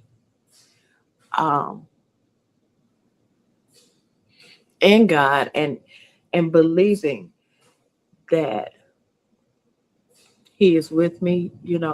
This is not a punishment. I have been assigned this to walk this journey for a reason. And I know with the help of God and my family,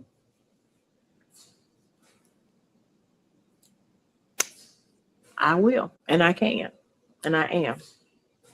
That part. Yes. It's not always pretty. It's not always pleasant. And there are still some days, I'm not going to lie that I wish I didn't have to. But I do see, this month has taught me a lot. I do see that there is something greater here than just, hey, baby. Don't you know most victories are not pretty? It's won in chaos. True. That's the only way to win a war is going in and doing stuff, and fighting, Yep. You just can't show up and be like, hey, we're going to win this. Give us the gold. No, you got to do something. Sweat, blood, and tears. Yes. Yes. And this journey has taken all of it. Literally. But it hasn't taken my life after 30 years. And that says a lot. I've listened to everything. Every time I've gone live this month, I've listened to everything that you all have had to say. Not just about me, but just about the journey, period. The journey that y'all are going through, Mm-hmm. I've listened. Like I said, this month has been amazing for me.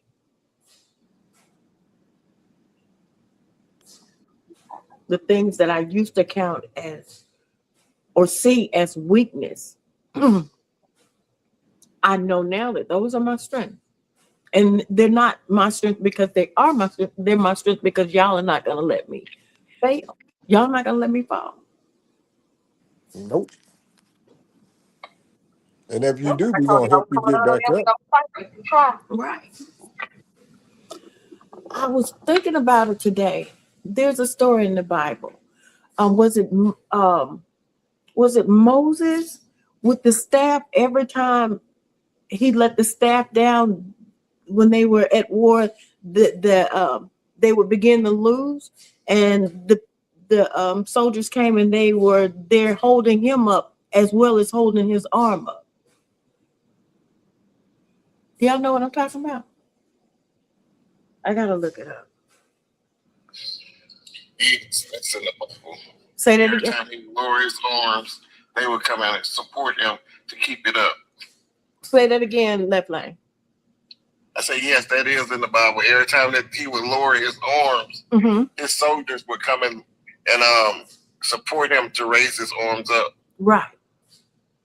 And I was thinking about that today when I was thinking about how this month has gone, and how my journey has gone since entrusting y'all with it, with the fact that I have sarcoidosis, with the fact that, I'm struggling here or struggling there. It's gone just like that.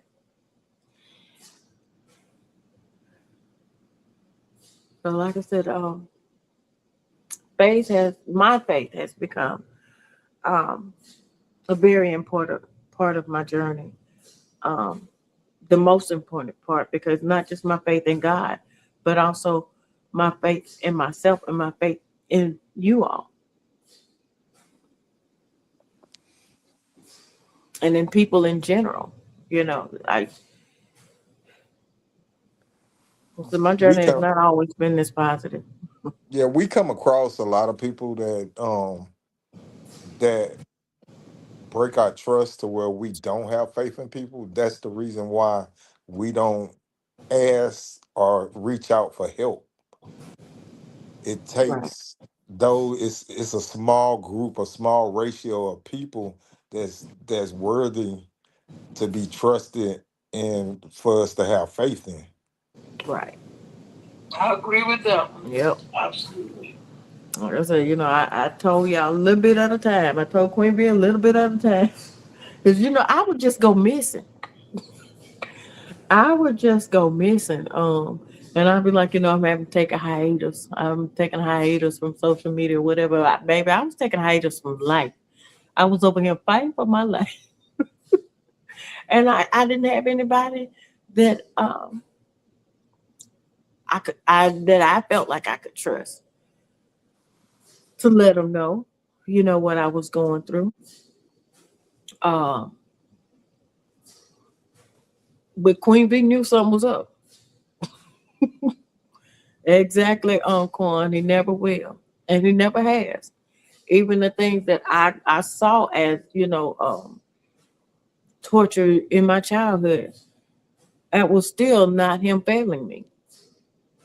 I endured those things that I endured, and even now, so that I would be able to relate to someone else on the same pathway. So I'm now, in recent years, I've become thankful for my journey. Uh, and I can see how things that I thought were placed in my life to hurt me, I see them now as stepping stones on my pathway, of greatness. I used to say pathway to greatness, but to greatness mean I have not arrived there yet. On my pathway of greatness means that I am walking in greatness right now. And I truly feel and believe that I am. Because, like I said, there are people that didn't get to fight 15 years, 10 years, 5 years. And here I am, still in the fight 30 plus years. That's nothing. That's nothing that I've done to earn that. Because I have truly, like I said, fought and booked most of those 30 years.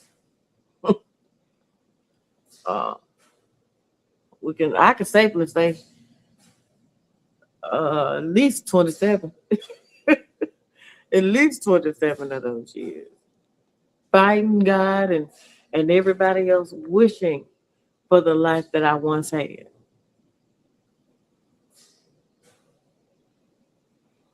Like I said, I know now it's nothing other than the grace of God that I'm still here, because there have been times, like I said, that I've tried to help myself not be here. Like I said, two attempted, suicides, two been placed on hospice twice, being told back in 2000, I've been told several times, you have X amount of time, and I'm still here.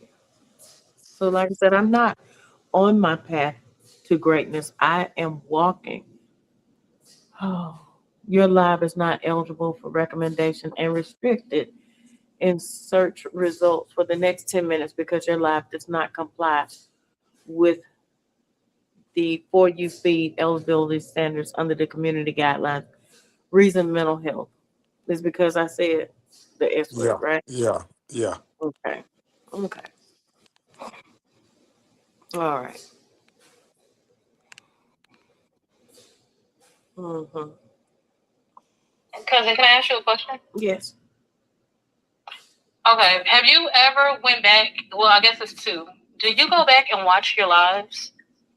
So, Okay. So, there's days that you say that you don't feel strong and you don't feel this and you don't feel that. But have you ever just went back and listened to what you said that you went through and accomplished and done, just even not even with your books and all that stuff, but strictly with the sarcoidosis, especially since you say you prospered 30 years. And although, you have those moments, do don't that make you feel like you really are stronger than what you've given yourself? Because just with me hearing everything that you're saying, I don't see how. I'm not saying about, the days that you feel bad, because I get it. When you're not feeling good, you're not feeling good.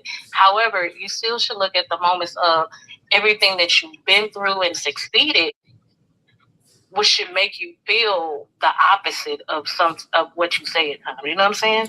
yes. Definitely, Nene, because like I said, this month has opened my eyes to a lot, not just my eyes, but my heart, to a lot of things. Um, what you're saying being some of the things that I've had time to sit back and reflect on. Like I was just saying, made it through all of that stuff. And I know people that didn't survive half the time. And that's why I say, I used to say I'm walking, I'm on my path to greatness. Well, I changed that because with everything that has transpired in my life this month, um, not just the letting go, but I've acquired a lot of things too, this month. I've been able to release a lot and embrace even more things, like I said, not just about myself, but about people as a whole. Um, so that's why I changed it to I am walking my path of greatness right now.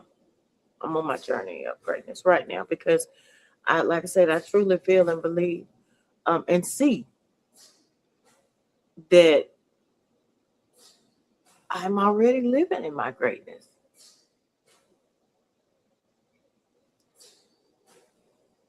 And I only see it getting better. And yeah, like you said, the days that I am, or nights, because that's mainly, when things transpire with me. Um, when the sun goes down, when it's quiet. Um,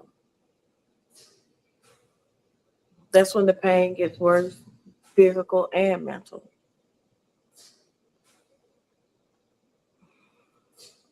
So yeah, it does make it a little bit harder to focus on all of that when you are in pain.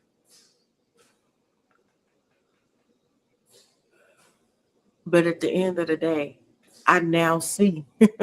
Like I said, I don't just see it; I feel it. And I've been telling Queen B, I started telling you this last year that I felt like something was gonna happen in 2026. You remember me telling you that almost every day. I feel something. Did. And Yes, I'm you like, did. I don't know what it is, but I feel something. Um, now I had no idea that it was gonna be related to any of this. But like I said, this month needed to happen, if for no one else, for me. Because I've been able to let go of some weight that I've been toting around, since 2012 with Kenny. And even, further back with other issues. And with me releasing that or those things, I've been able to embrace other things, other great things, good things, um, things that I did not see or feel worthy of prior to. April the 1st.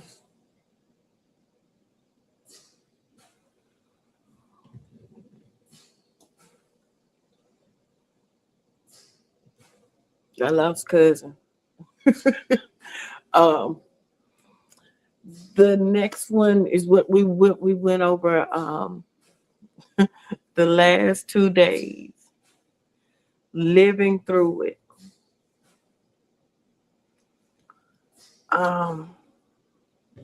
Said I lived in survival mode for so long, not just because of the sarcoidosis, the things that happened prior to sarcoidosis, from childhood, young adulthood, and then sarcoidosis came on the scene.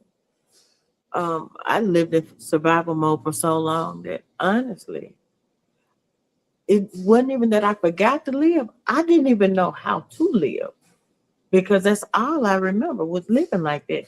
Um, Anxiety, depression, that's all I knew.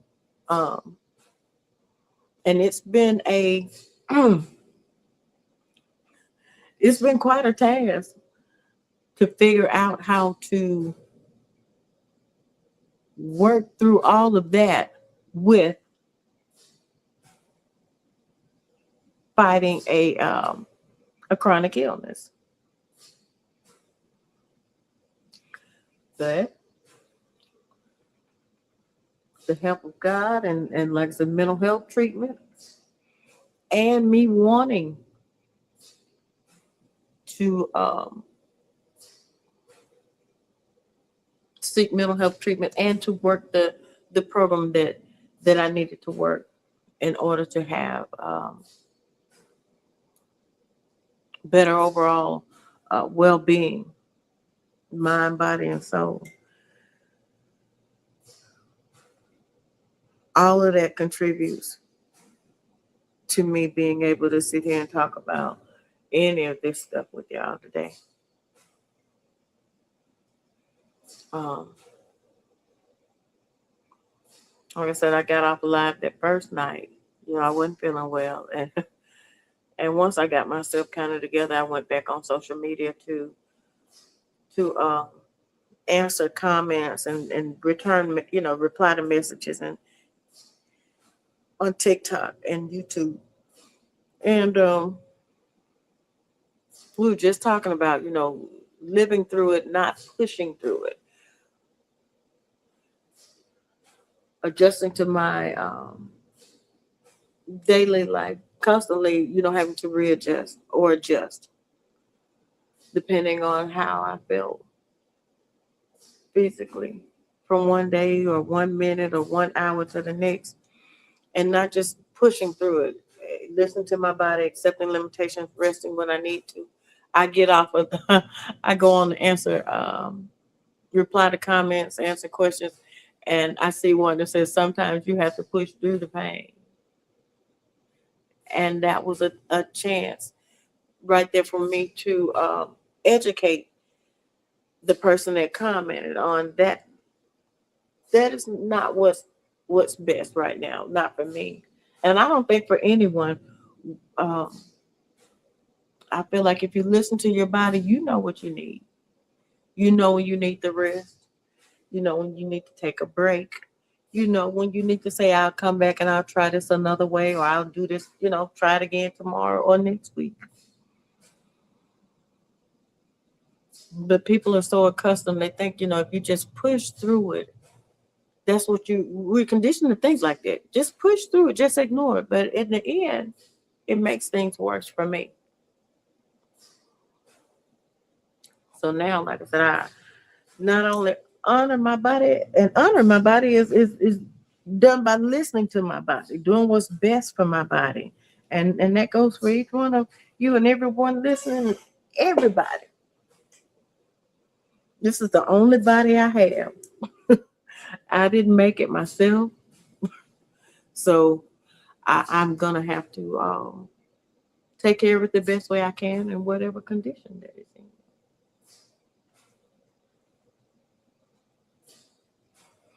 AI says sharing a story of finding strength after a chronic illness. Mm-hmm. AI is on point again.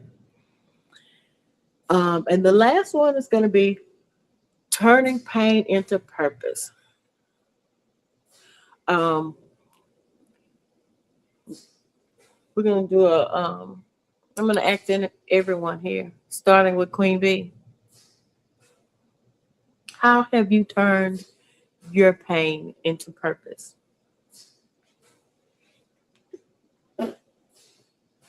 Wow. My, not to focus so much on what I'm going through, but put my attention to others, what they're going through, and help them through whatever it is that they're going through. So that's how I turn my pain into purpose. Amen. I agree. Great. I like that. Jazzy?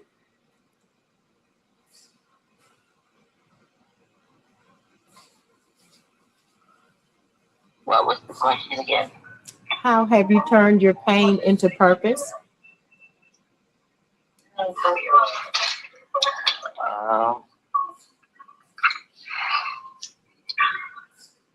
I'm not sure. I'll come back.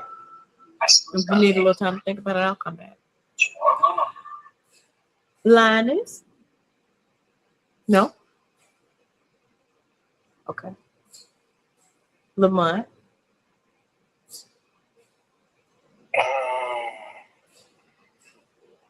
I look at my pain through purpose. I look at you, and I think about if it could have been me or anybody on this panel, and I see how my pain can be different, but my purpose is to keep pushing and not give up because I see how strong you are. Mm. Great answer. That's what we're going to do. We're going to keep going. Quan?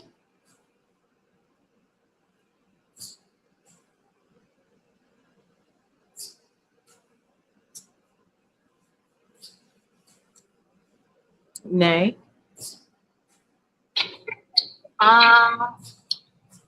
Pushing my pain is basically it gives me a determination. Everything that I've been through, like especially with my health wise, I've learned to the same way it tries to push me down to push myself up. And I use that with my kids now. So, my daughter's graduating, my other daughter's going through the things that they're going through. It helps me maneuver in a different light because I know I have a drive, which are my kids, to keep fighting through everything that I'm going through and, succeed with them. So it's my determination.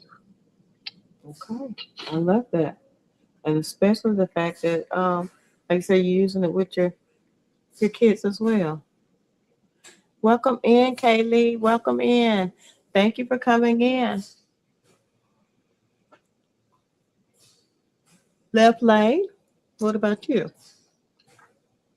Mine is giving back. I always thought I'm an only child, so I always thought that I had no friends. I'm the black sheep of the family. So my pain was being left behind or left out.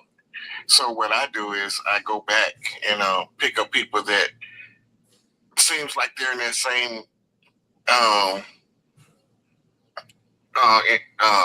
case. Mm-hmm. Where nobody wants them around, nobody tends to laugh at their jokes or whatever. So people that are not the jocks of the neighborhood or something of that nature, or the popular ones, I go pick them up, and not pick them up, but I go friend them to let them know that, hey man, you have more to look forward to than just be,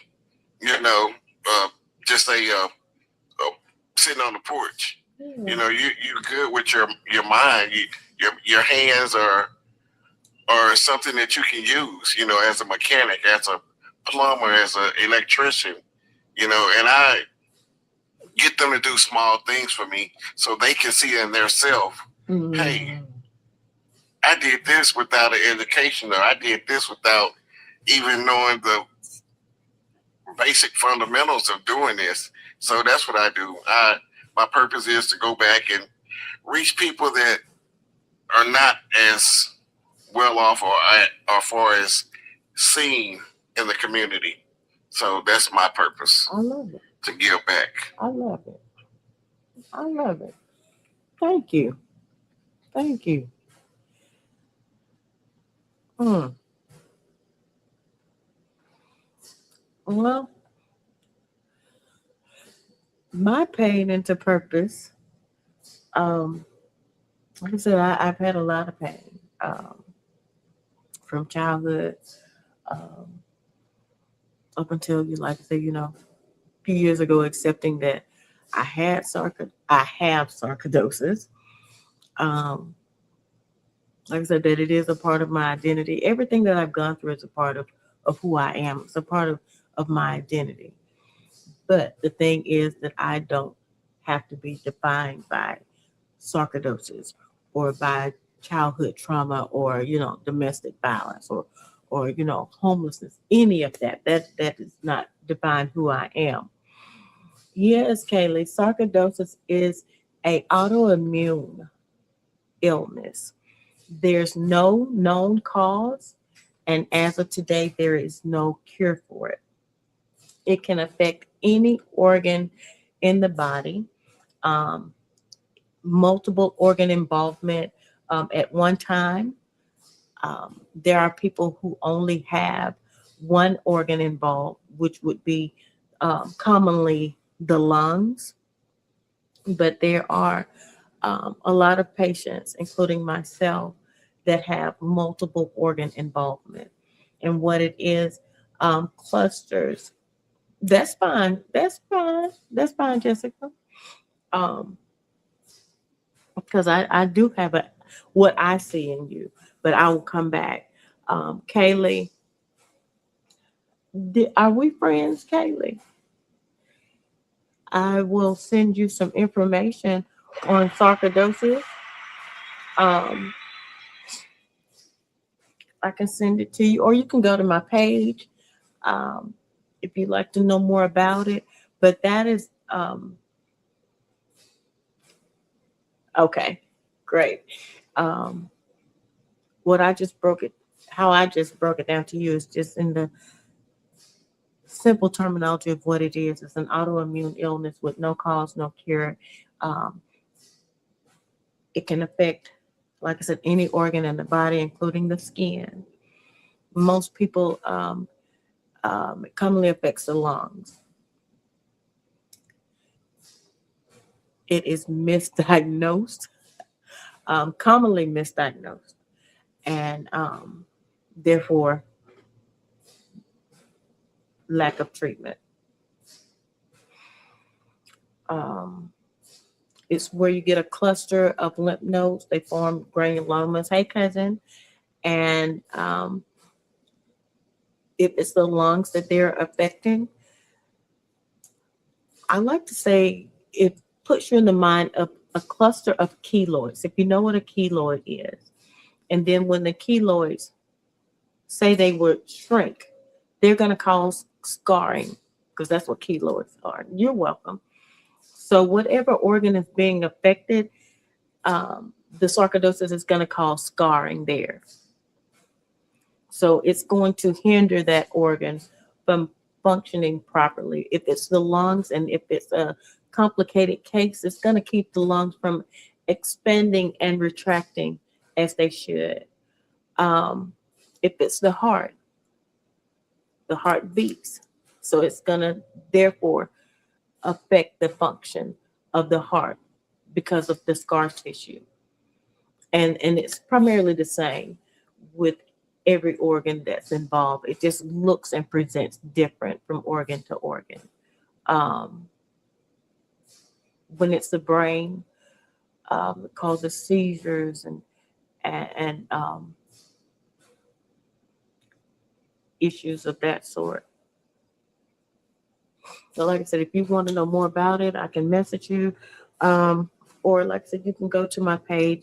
This month is Sarcoidosis Awareness Month, which ends today. So, that's what we're doing. We're just doing like a recap of everything that we've discussed this month.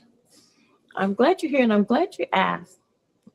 That's how we're promoting awareness. Like I said, there is no cure, but what I would love to see happen is that there are medications that are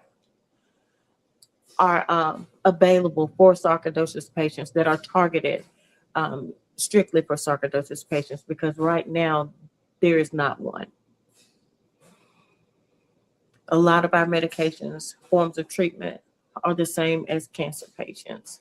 Um, the infusions, the chemotherapy, a lot of the medications are used to treat other illnesses. So I would love for um, funding and research to advance to the point of where we have medication that's targeted just for sarcoidosis. Leah said, turn the pain, frustration, anxiety, and unknowns into power and fight both physically and mentally while using the knowledge I've gained. Exactly. Exactly. Um, she said, I have epilepsy, seizures, learning disability, and really bad ADHD. I get it. I get it. Well, I'm glad you're here. Um,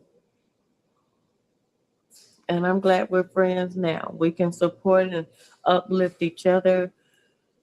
Everyone that you see here tonight, that's what we do. We are a family here and on YouTube. Um, we uplift, we support because this is life, and not all of our struggles may be the same. It may not all be health related, but in this life, we're all struggling with something.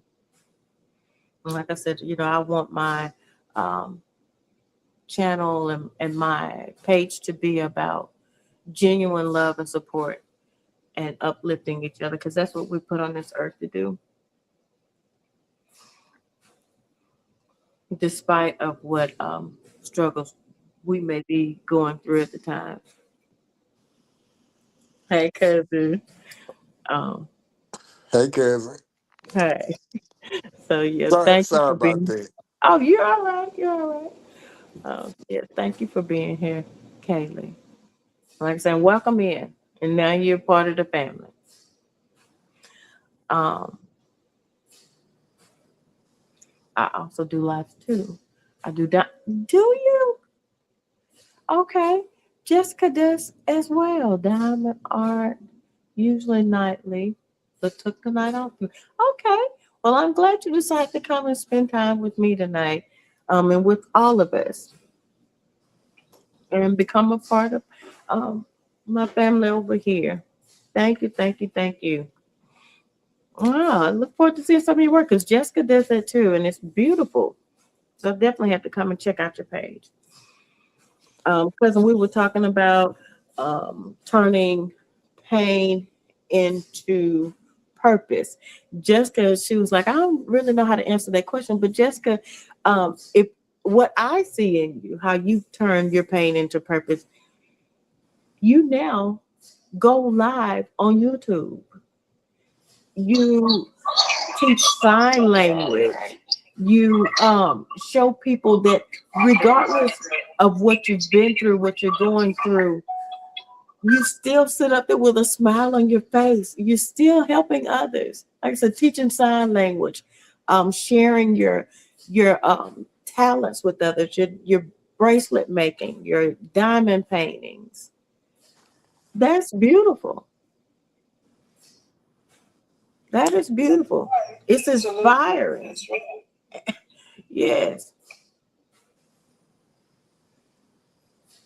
So I would say, you're turning your pain into purpose. Like I say you're very inspiring. I knew that you would do well. I knew that you would do well. You have a great personality. Um, the way you explain things, in a way that, because baby, I'm telling you, the first night you were doing it, making the bracelet, because when you showed us the bracelet, I was like, I got to see this, you know? 'Cause there's no way I'm gonna connect rubber bands to what you just showed me. How are you doing this? And you were very patient. And you remember how many times I was like, "What are you doing now? Hold up, I can't see it. Let me see what you did. Undo that. Show me where you put that in." And you did it with no, you know. Yeah, cousin gonna have 101 questions. Yes, yes. I mean, I must know. I got to know, and you know I'm legally blind, so you know you were having to put it right up on the screen so I could see it. Thank you for helping me. I just didn't know how to word it. Like, Well, you got it. You got it. You are welcome. Thank you. Thank you. Thank you, cousin. Hmm. How have you turned your pain into purpose?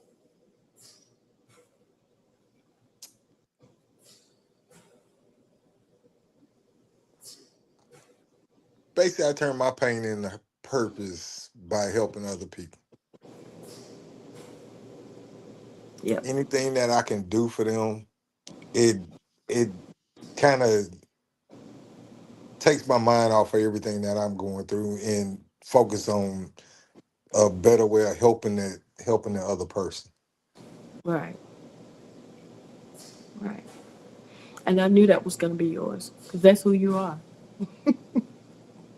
That is who you are. And I am so thankful. So thankful. Oh.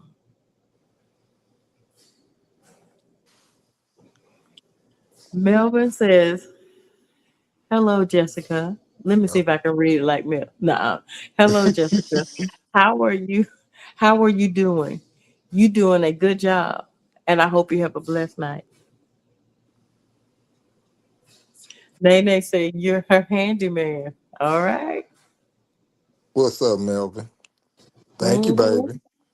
And Melvin, don't worry. You're not late. You're right on time. You're right on time. Everybody was asking about you. You're welcome, Jessica. Melvin says, "You're welcome." No, everybody was not asking about him. We're not going to keep lying on this live. They miss your mic. Nay, Melvin. Melvin, every Some of these people were asking about you. We got to be honest. We already put Jesus in this. My God, today. yes, mercy, God, mercy.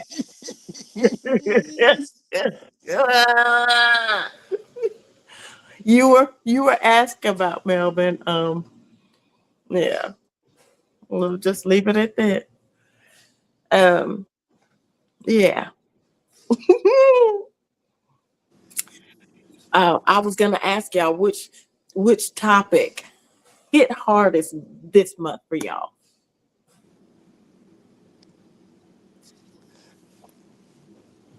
Cousin, All of It- them. yeah, what's it all of all? them.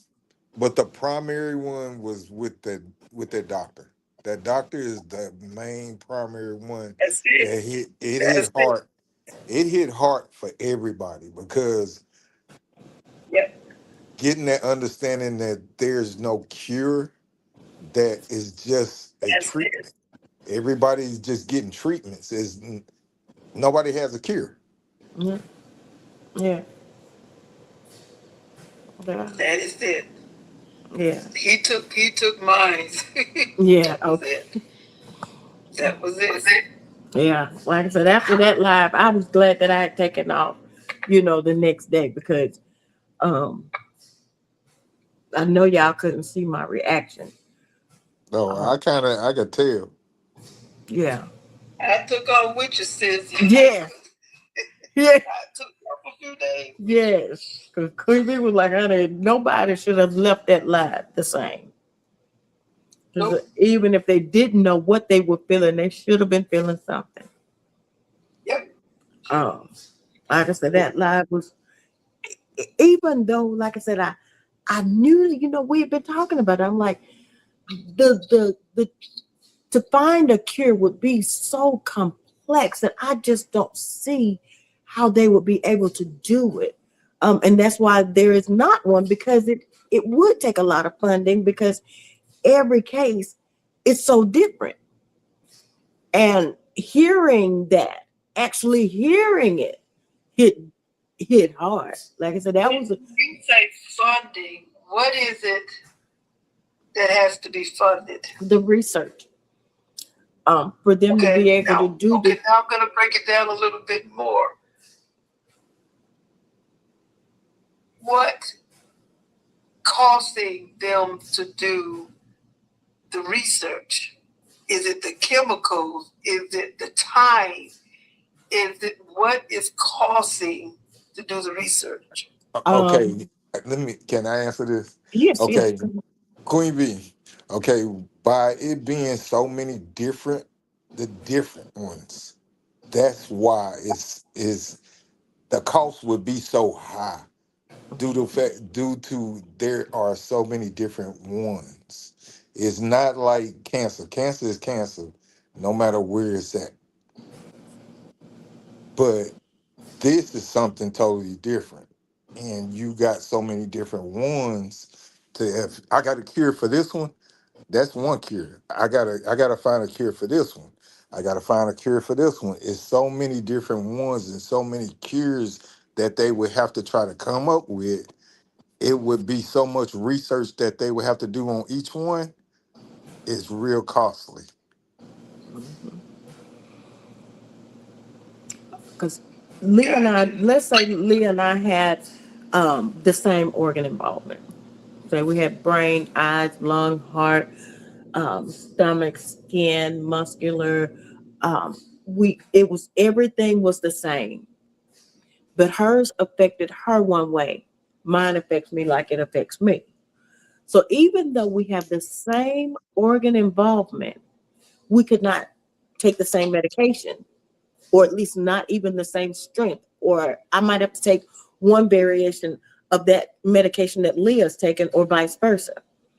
So instead of having a medication that would treat Leah and I both with the same organ involvement, you would now have to treat us individually. And that Gotcha. And isn't it kind of like, I mean, I guess dangerous is the only thing that I could say, because of the factor, it's almost like you're being like a guinea pig, because they're not really knowing if, okay, you're right. If it works on that person, it may not work on you, and it may turn for the worse. Right. Isn't that like making you like a guinea pig? It's like a catch-10. Like I said, I've been that. Earlier in my diagnosis, when I was able to do it, I've been a part of a lot of research studies. And that's what Dr. Chatham was saying. Even if they did a clinical trial and gave all of y'all the same medication, would it hurt some and help others? Yes. Yes, it would. Yeah. Okay. Gotcha. Yes, ma'am. So it's like it's a really risk that you'll be taking to even do the clinical research. Right. That's why I said I'm at an age and a stage in my illness that I'm not doing it anymore. Like I said, when I was younger, body was stronger, able to bounce back quicker from whatever they gave me. That was different. But now I don't even bounce back as fast from, the common cold. Without this infusion in my system, you see how sick I get and how quick I get sick. Y'all can be talking to me one day, say on the 25th, I'm fine. On the 26th, I can't hardly breathe. Hey, Catrice. So yeah, and Leah's saying, yes, trial and error. It's trial and error, and it's scary, right? And like I said, at this point, okay, I but just y'all can't do said it. that old girl from Martin has it. Yes. Tisha Campbell. Yes. But what throws me is, and I know that they don't show shows, they don't air each episode every day. This. However, a lot of things that she does, she's not giving off what like you give off or what Leah may give off? Is it something that they're giving her that may be stronger to cause her to push the way she's? Well, I mean, and I know we're not seeing everything. However, it's, you know what I'm saying? Like, Tisha don't give me that she would even have sarcoidosis. Okay, when you could tell that she was going in treatment. When I went up to Alabama and spent that time with Denise, she wasn't giving it up. If I never knew she had an illness, I would have known she was sick. So they like she said, they have their good days and they have their bad days, and we may not see her bad days. As it's just like what's the man Bernie Mac. Mm-hmm. We didn't see his bad days because every time we seen him on television, he always looked well and sounded well to me. And see, that's the thing. The next thing I know, they were saying the man died. And see, that's the thing where the sarcoidosis patients knew that he was going through something.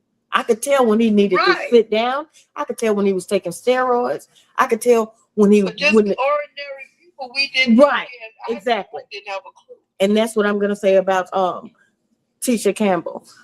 If you remember on My Wife and Kids, when they would always make those fat jokes about her, remember? That's when she was on the steroids. So she was having an active flare or in treatment then. I don't know about active flare, but I will say she was in treatment then because they wrote that in as part of the script to talk about her weight. Now, the difference could be that her illness was caught sooner. Mine was not. I was, not diagnosed properly after not knowing that I needed a diagnosis for years. So by the time mine was diagnosed, it was diagnosed as acute sarcoidosis. There are some people who are diagnosed, really quick. Therefore, they receive treatment really quick, and therefore, a lot of them don't have any long-lasting complications from sarcoidosis. Gotcha. They still have that diagnosis. They still have to be tested and, and followed because they do have sarcoidosis. It's just not active. Hey, Erica, welcome back, baby.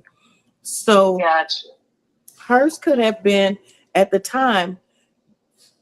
She realized something was going on with her body. She saw a doctor out there wherever she was at, and they knew what it was. They were able to treat her, and voila.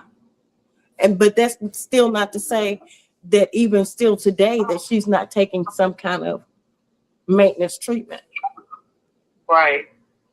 And like you said, we don't see him every day, but with Bernie Mac, I went from episode to episode, I'd be like, okay. And my friend was like, okay, Lord, just let him take a break. Honey, I was riding all up in there, riding to the station. He don't need to be working and all of this and that. Y'all gonna do this and do that if y'all don't stop. And it was his choice at the end of the day. They said that there were plenty of times when they would take breaks. You could go to his dressing room and he'd be in there taking a breathing treatment or in there on oxygen, or you just see pill bottles lined up across, his dressing room table. And I never knew what he had, but I did know that there were even his jokes. He would take a deep breath, and I'm like, well, dang, dude, you just telling jokes. But I didn't know that he had what he had. Right. I just figured he was tired. You know what I'm saying? Or just whatever. Mm-hmm. So. Now, when you talk about pushing beyond, like you said, if you paying Bernie Mac, you getting 110%. Yep. So pushing beyond was exactly what he did. And like I say, if you don't listen to your body will sit you down. If you don't sit down when your body says sit down, your body will sit you down. The difference is when you sit down when you need to rest, you'll be able to get back up quicker. But if your body has to sit you down, there's no telling when you'll get back up or if you will get back up. But don't you think people are scared to, you know what I'm saying? Like, that's even like when people say they retire. A lot of people say they're scared to retire because they feel like once they retire, that's it. And then they're unalive. You know what I'm saying? So you don't think that they're scared to kind of sit down thinking that their body will take control? That could be the case, but there's a different kind of sitting down. There's a different kind of taking a break that I'm talking about.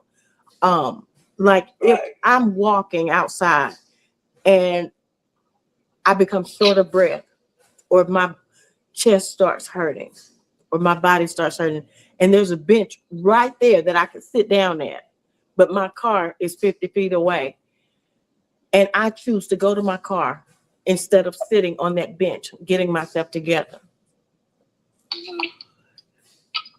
Risking. That's how I ended up falling, because my body was telling me you need to sit down, but I kept trying to push through. Like I said, there's a different kind of push through that Nene's talking about than what I'm talking about. I'm talking about just taking a break, just listen to your body. And like Lina said, it was telling her. But Lina said, what? What Lina say? Girl, oh, Lina's gone, girl. I got you. Let me go and finish this up right quick, and then I sit down. You didn't get to finish it up, did you? What? See, that's what I mean. Because when we listen to our body, like I said, sitting on that bench, getting myself together, or lying and stop doing whatever she was doing, getting herself together, she could have said, okay, I'll come back and finish this later on. I'll finish this tomorrow. I'll finish this next week. That's what I mean.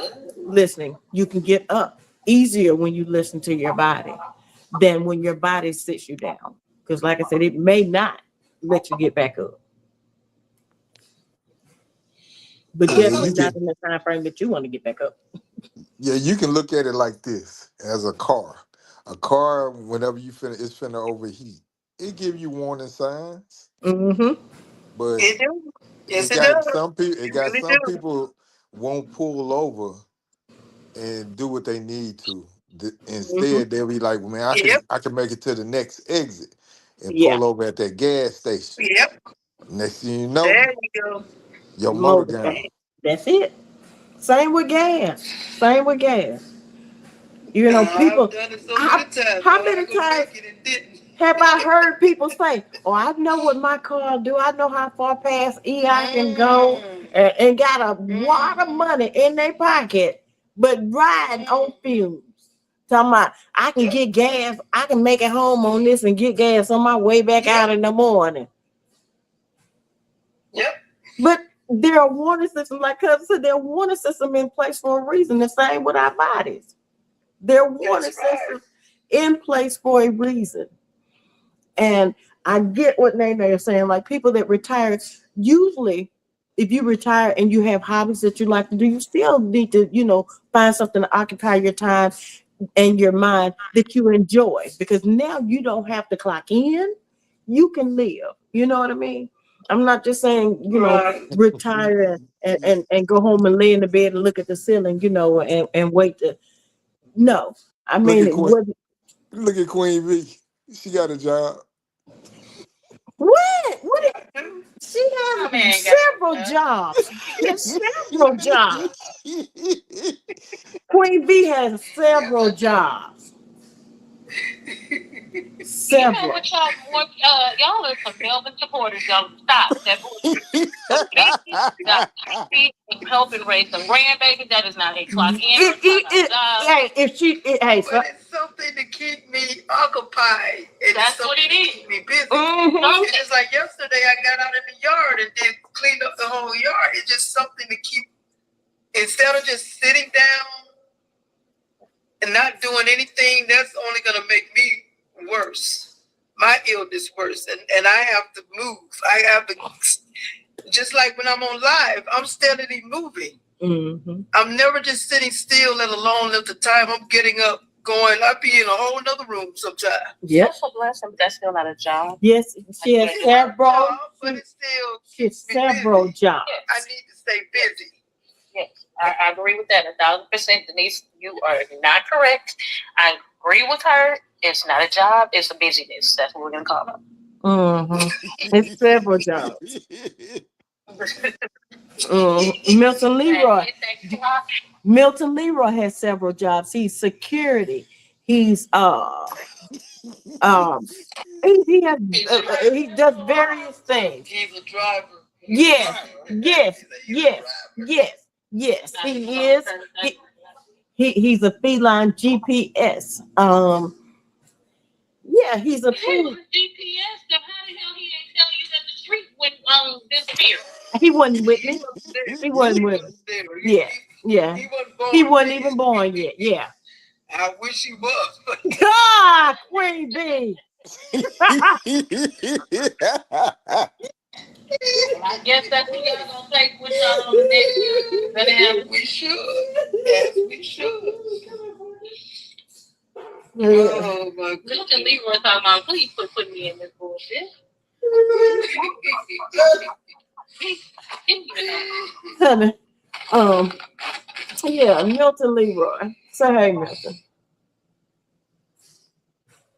We're praying for you, Milt. Say hey, Milton. No lines. Yeah. You see her, Milton? You see her? You see what's going on? You and yo tell me out. He relates to it too. That's how we communicate. Ain't that right, Milton? Yeah, he relates to it too.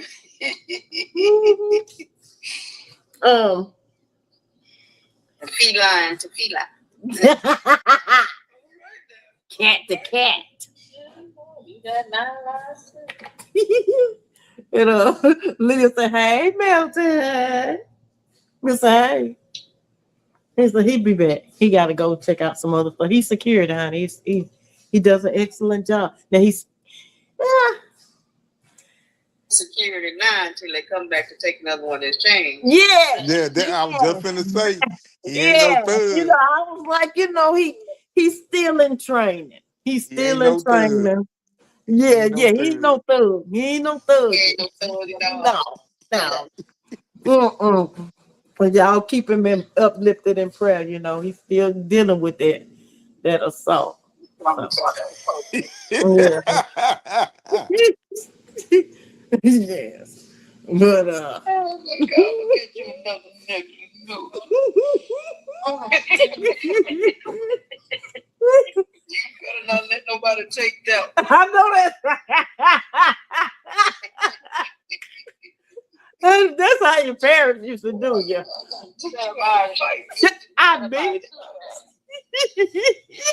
I mean it. I gotta teach you how to fight. Yes, Lord. Lord. You wasn't trying to let them take that. Right. That's what you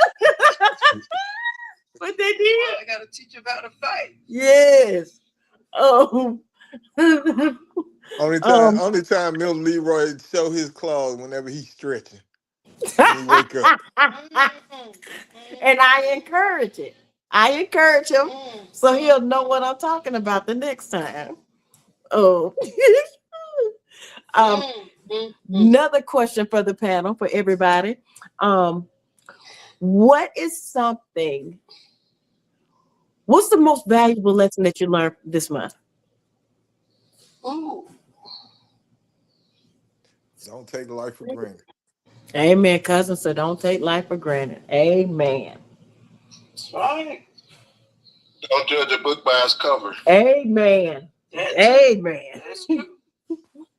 Because just because a person looks okay does not mean they are not struggling. Because I can't mention the word again, but before every time I tried that, I always looked great. I was gonna post some pictures like the day before, the last one, what I looked like, what I was doing.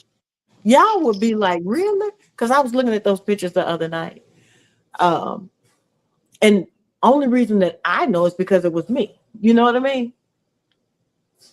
But looking at those pictures, you would have never thought the next day would have been like what it was.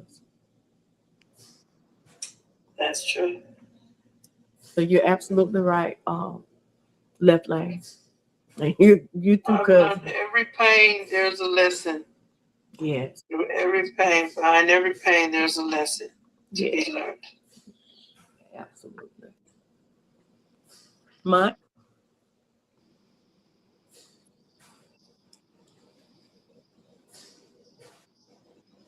Okay. Quan?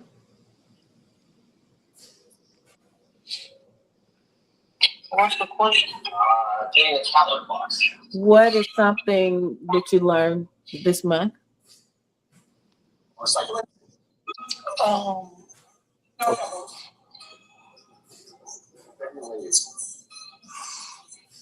Oh, wait a minute. Not what you cook now. I don't know. Okay. Jazz?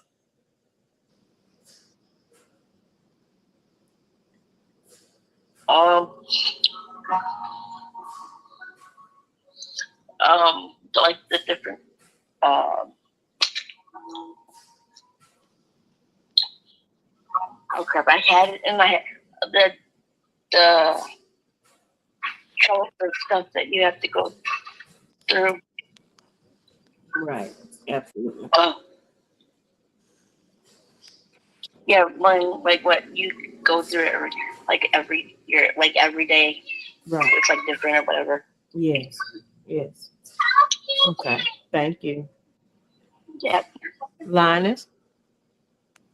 Well, mine would be to find your village. let Yes. somebody know what's going on. Amen. Yes. Lamont, you back? Oh yeah, I'm back. Okay. What is something you learned this month? Not to give up. I like that. Absolutely. Absolutely. Nay?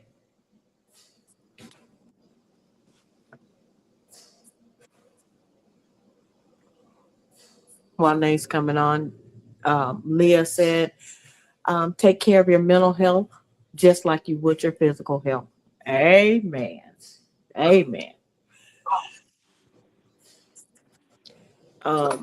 Which leads me into the next thing. Do the best you can. Amen. Amen, Eric. I agree. I agree because that's all we can do at the end of the day. Our best. Next month, starting tomorrow, you know that is Mental Health Awareness Month. The color is green. My psychologist will be here on the 23rd to speak. If you have any questions for the psychologist, please submit them so I can get them to her the first week of May. No later than the first week of May, no later than the 7th. I already have some because she was originally coming this month, but it only seemed fitting to change her to May because, like I said, it is Mental Health Awareness Month. And because I do suffer with both, I'm not going to do every day in May. I'm only going to do Mondays for Mental Health Mondays.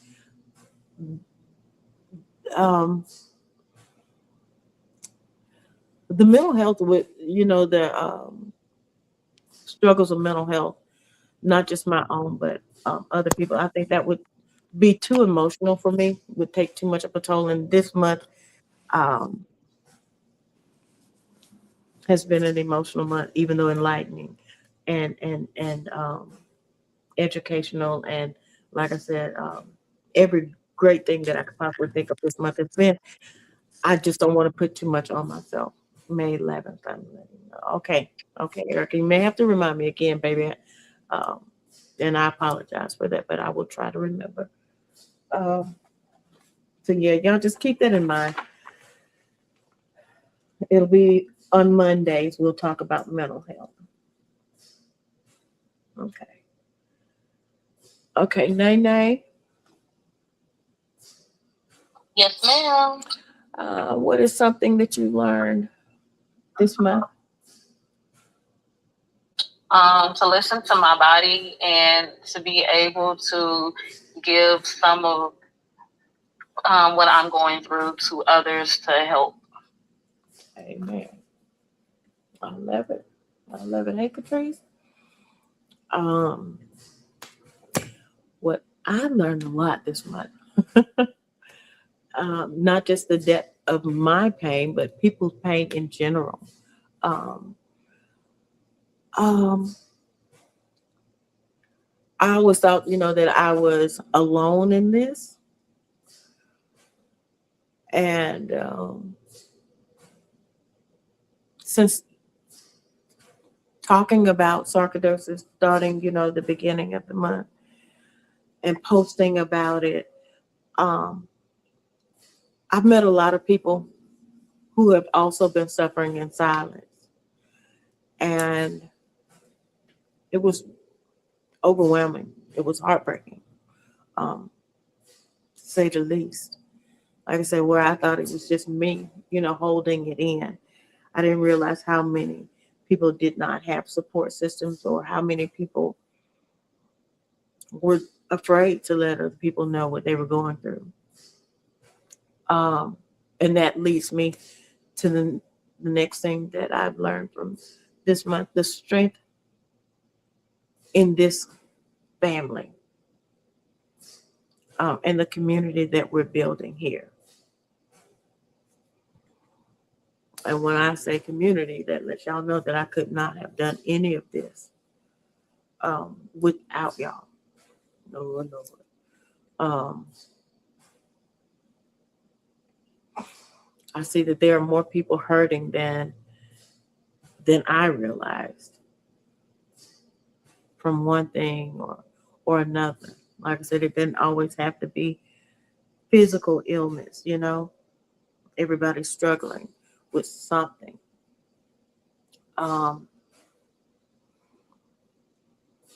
Also taught me that there are more people fighting, than we could see as well. Like I said, this month taught me there's a great need for me to start back working my nonprofit foundation. And I'm going to do the best I can to. Well, I've already started trying to get everything lined up, to start back working it. And so I know next year it's going to be great. It's going to be grand next year. And thank y'all for helping me make this month such a huge success.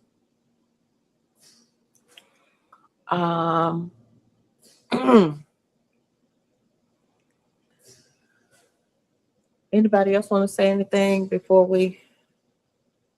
I bring it to a close? Because we almost at 3 hours, and I know y'all have stuff to do. I just want to say that no matter what you're going through, and I know sometimes we think that God isn't listening, He doesn't hear us, but He is.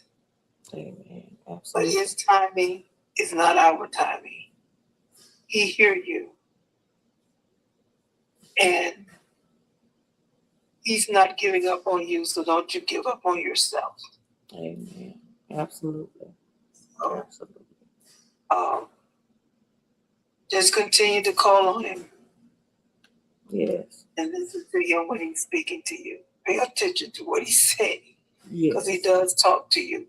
We just get so busy, we don't hear Him. So slow down, be still, and listen to Him.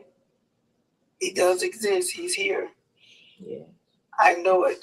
Yes. He has gotten me through a lot of things, so I know He exists.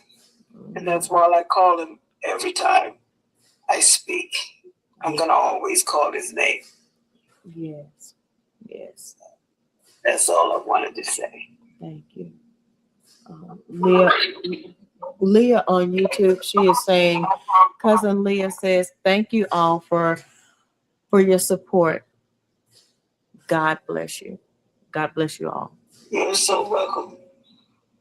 You are so welcome, Leah. And she says, amen, Queen B. That's what we're here for, to help one another. I want to heal, to help one another heal. Absolutely. Absolutely.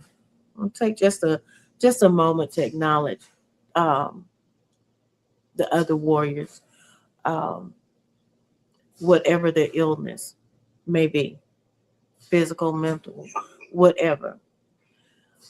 And also the caregivers. That's right. Because it takes special people to be, to become caregivers. Absolutely. Whether it's for a family member or just someone, that's the line, the career that they went into, being caregivers. Um, Yep. It takes a toll being a patient, but it also takes a toll on the caregivers. And I need to acknowledge the supporters as well, because like I say, y'all don't have to. You choose to. And hearing cousin say it like that, he said, you say what you need, you say what you're going through. After that, it's on us. Mm-hmm. It's on us. That's right. It had never been put That's like right. that to me. Like I said, Queen B, you have to talk to me in a special way. When you tell me to cut out the bullshit, that's you have to talk to me like that.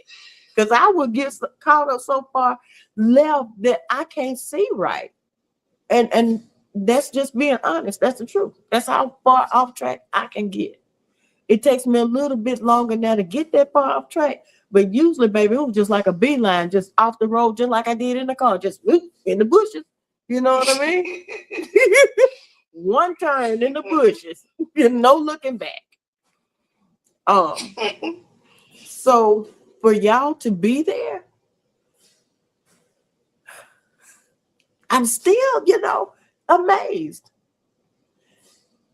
At first, I was surprised. Like I said, I would give you a little bit to see if you were still going to be there the next time I call, or how you going to treat me next time you saw me on TikTok, But nothing ever changed. Nothing ever changed. You never know who got you until you ask. That's true. That's true. Until somebody tell you, hey, look, cut out all that bullshit. I know something wrong with you. Absolutely. You gotta open your mouth, man. You gotta open your mouth. You never know who's there to support you. Right. But I remember who, I think it might have been Quan, who said, it's hard to trust people, especially when you have put your trust in someone that you thought you could. True. And then they betray you. But I have come to find out, even in that betrayal, there has been a blessing. I have told somebody something a few years ago, and then they mess around and told somebody. I was so mad with them, and I only speak to them today. But what became of them telling someone else, that someone else has been a tremendous help to me. There you go, that part. But see, I still don't speak to the person that told them, because it wasn't. They shouldn't have told them. You know what I mean? Because now I don't feel like I can trust you with anything. Even sometimes we have to ask God to send the right people into our life. It's like I had told you today. God has gave me a lot of strength, but he also sent you to show me what strength looks like. So, and that's because I asked him first. Yeah. Yeah. And that's what he did. Yeah. That's why they always say, be careful what you ask for. You just might get it. And the thing is, we don't know how we're going to get it. Right. The way you want it to come. Right. But it'll come to you. Right. Exactly. Like I said, we ask for it, but we don't get to pick and choose how we get it. No, ma'am. We sure don't. And that's how I've missed a lot of blessings. And it's not that I missed them. I saw them. They just didn't look like I predicted or expected them to look. Exactly. And at the time, I didn't see myself as worthy of, of that blessing. So like I said, I didn't miss it. I saw it. I chose to go the other way, because why would you do this for me? What do you want in return? That's the way I was raised. Nobody will do anything for you for nothing. Nobody's. Right. So I took that as nobody's going to love you without you having to do something to earn that love. Right. And then the church religion would have you believe that you have to pay for blessings, you have to earn blessings. You know what I'm saying? You have to do something in order for God to be God. And that is not the truth, because what did Adam and Eve do to be afforded the Garden of Eden? Nothing. Nothing. So why is it now that we have, I'm going to go off left. Why is it now that we have to pay for blessings? The more you give, the more God gives to you. Where is that at in the Bible? Can somebody show that to me in the Bible? Because I'm so sick of hearing that I could throw a shoe. And then I got to go find this shoe. But you don't pay for blessings. right. So I get what Quan was talking about. And Linus as well. That was my hardest problem, letting people know that I need help, that hey, I'm struggling. Until I was, sliding off the roof on my head. Denise, I look back at how we met and where we met. Yes. Yes. Hey, girl, Yeah. who would have thought Right. that little glitch would have put us to where we are today? But you remember when that little glitch happened, I said what it did, it brought the people that needed to be together. That needed to be Me, together. you, and took out and CJ. the rest. He took out the rest. Yes, he did. It says that we just have to grow together, and God will do the separating in the end. So That's right. we all came together under that, but the separating had to be done. That's Hey, the way it has to be done. don't forget about Melvin. Oh, what exactly? Oh, listen. Melvin is the reason why.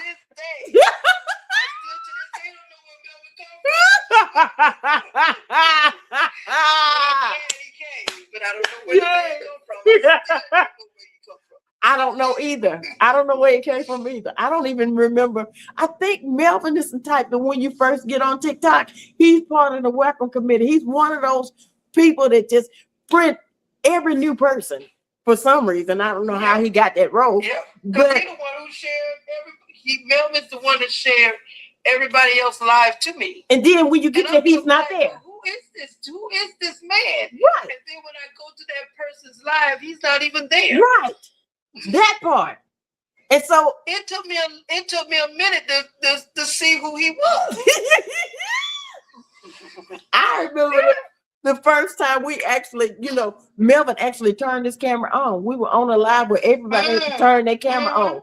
Melvin came on. That's where he got the name Cat Daddy from. Because I was like, look at Cat Daddy sitting back in the cut in the shadow, looked like he had, the lamp was on one side of the room and he was on the other side with a big Stetson cowboy hat on, Yep. We didn't know him for all his foolishness. That's why we took him in. Because we were thinking, if this app disappeared, then we need to, keep in touch with him and stuff like that. Because he seemed to be a cool dude. Honey, it was after that, after phone numbers were exchanged, this joker let it all hang out. And I mean all. Yeah, that's when him and Sam started doing all they hat and clothes battle. Yes. Yep. That's right. That's right. But out of mayhem and foolishness a family was born out of that.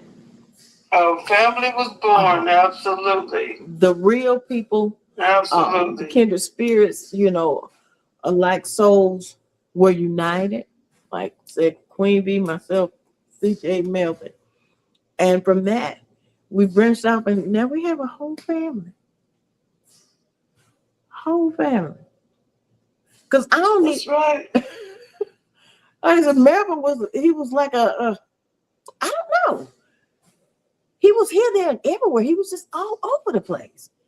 And I don't mean in a bad way. I mean, like, if Melvin saw somebody went live and they didn't have anybody in their live, I would go in there and read the comments. Mel being there talking about, I'm finna go get my family.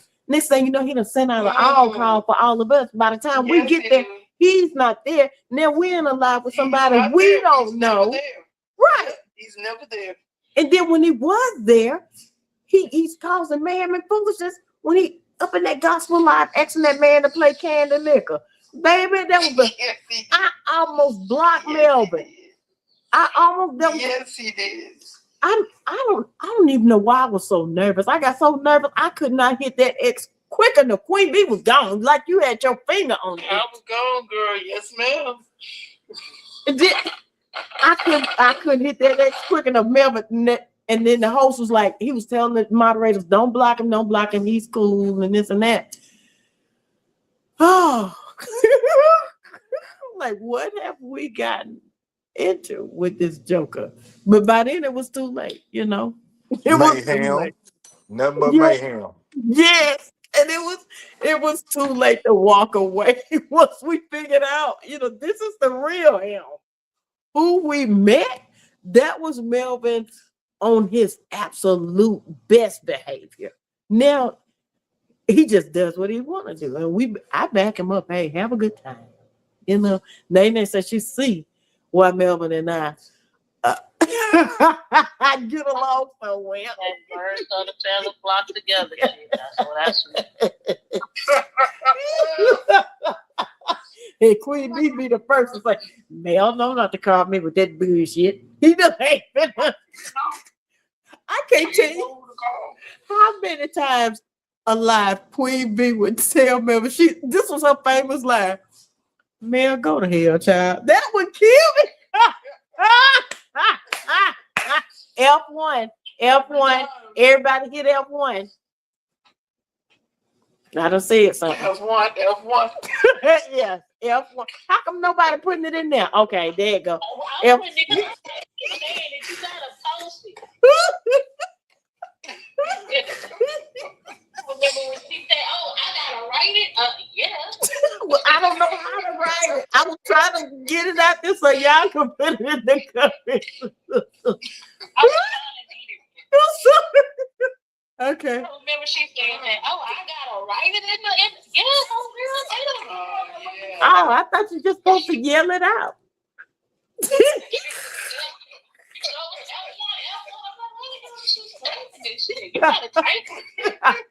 I didn't. Hey, nobody. You got to tell me. I said, yeah, her and Melvin got some type of relation somewhere in between. What I told you, Denise, I said, well, you be in Ellis, you pet him too damn much. Yeah. My son talking about you an enabler. I said, no, I'm not. I'm an encourager. He said, Mama, that's the same thing. I know it's not. No, it's not. I'm an encourager. I encourage Melvin to live his best life. I encourage everybody to live. That's why Melvin doing the shit he do. Yeah. Hey, I'm here for it. I'm here for it. And then when you were ready to cuss him out, then she disappears. Oh no. Now, sometimes Melvin deserved that, but he get out of hand. The stuff that I don't know that he's gotten into while I was asleep. You know what I mean? Up in people's lives, making them cry and stuff because they trying to read. And, yeah. He disrupting people's lives while they in there reading stories and stuff. He up in there fighting in the comments. So I was asleep. I didn't know anything about this. So if they want to come in and tell them how they felt about what he did, I let them. Yeah. What's up, Easy? Hey, Easy E.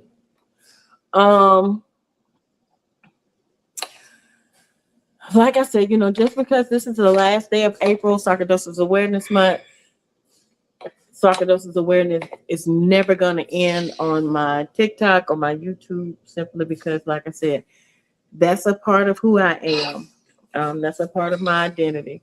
So we're going to keep this thing going. And like I said, every day is going to get better and better. And next year, Sarcoidosis Awareness Month is going to be huge because I'm going to start working on it this year again. If y'all have the ones that sold the bundles, if you have any orders that you need to turn in, I need everything by tomorrow. Yay? Yay. Okay. And thank you for the ones that sold, the ones that purchased. If you still haven't and you're on YouTube, you can scan the QR code on the screen and still order something to help promote sarcoidosis awareness. Products range from the price of $20 down to $2. So there's something for everyone. I'm going to go ahead and we're going to say affirmation and we're going to call it a night. How about that? Amen. Y'all ready? Yep. Let's go. It says, I made it through this month. I made it through this Make month. it through this month. My voice matters. My voice My matters. voice matters. My story matters. My My story story matters. matters. I am not alone. I am not alone. Not alone. I will continue to speak. I will continue to Continue speak. to speak. I will continue to support. I will I continue will to continue support. to support. And I will continue to stand. And I will And I continue will to continue stand. to stand. If y'all don't mind, bow your heads real quick. We're going to have a closing prayer. God, tonight we thank you for every moment, every conversation, every life that was touched this month. For every person who showed up while hurting, while tired, and while unsure. Give them strength to keep going, courage to keep speaking, and peace in their hearts. Remind them that this journey has purpose and they are not alone in this fight. Lord, as April ends, let this awareness continue. Let this conversation continue. And most of all, let the healing continue. In the all powerful name of Jesus, I pray. Amen. Amen. Amen. Thank y'all again. Thank y'all for all of your love, your support, your prayers, for everything. Queen B, Jessica, Linus, Lamont, Catrice, Nene, Brittany, Erica, cousin Leah, cousin Tony, Melvin. Did I leave anyone out? Two Fingers. Well, you know what I'm saying. What's his name? Left Lane. Left leg. Boss. Quan. Anybody else that has been here? That's everybody. Okay. And I'm gonna have to also acknowledge LaDonna because she be here sometimes too. Cousin Holly. Cousin Holly. See, I'm going through. Yeah, all right.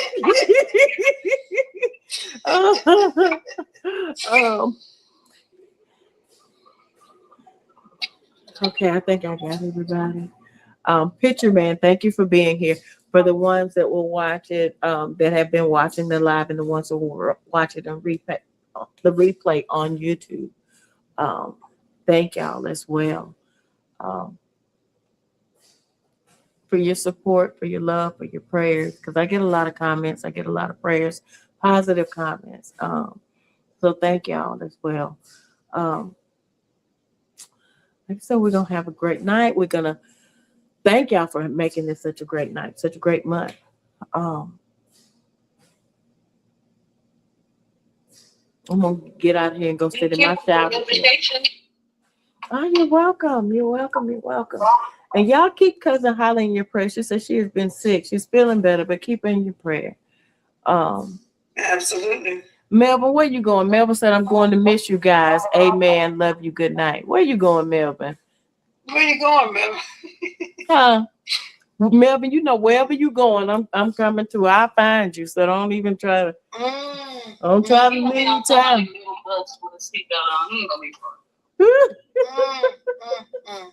Melvin, you know you can't escape me, honey. I love you too, Melvin. I'll talk to you in a few minutes. He David, better thank ask you. boss. I say he better ask boss. I know that's right, honey, because I mess you up with a phone number, honey. Trying to tell you. I keep you up all night long. You remember that night when Melvin had that concussion and Queen B was calling him every 30 minutes? She was calling and texting Melvin every 30 minutes. And then over in the morning, Melvin gonna reply talking about, you must want something. It's Queen B, so he all right with the bed. What you keep calling me for? You must want some of this.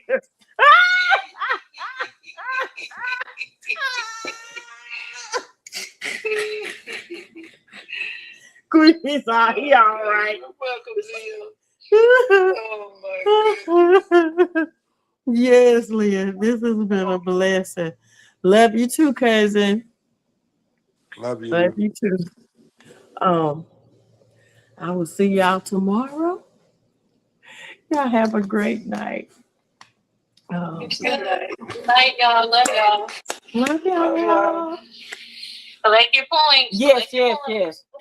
Oh, Good night. Lamont leave. Lamont, come back. Come back, Lamont. Lamont said he was gonna play a song. I told him let me close out YouTube and then he could play the song. Is he gone? He gone. Okay. Oh my God. Okay. Sorry, Lamont. I forgot. All right. I love y'all. Good night. Good night, cousin. Thank you for coming over here and hanging out with me. I love you. Now I'll go look at the messages that you sent, cousin. I'll go look at the videos now. I couldn't look at them before because I'm like, no. Good night, y'all. Love y'all.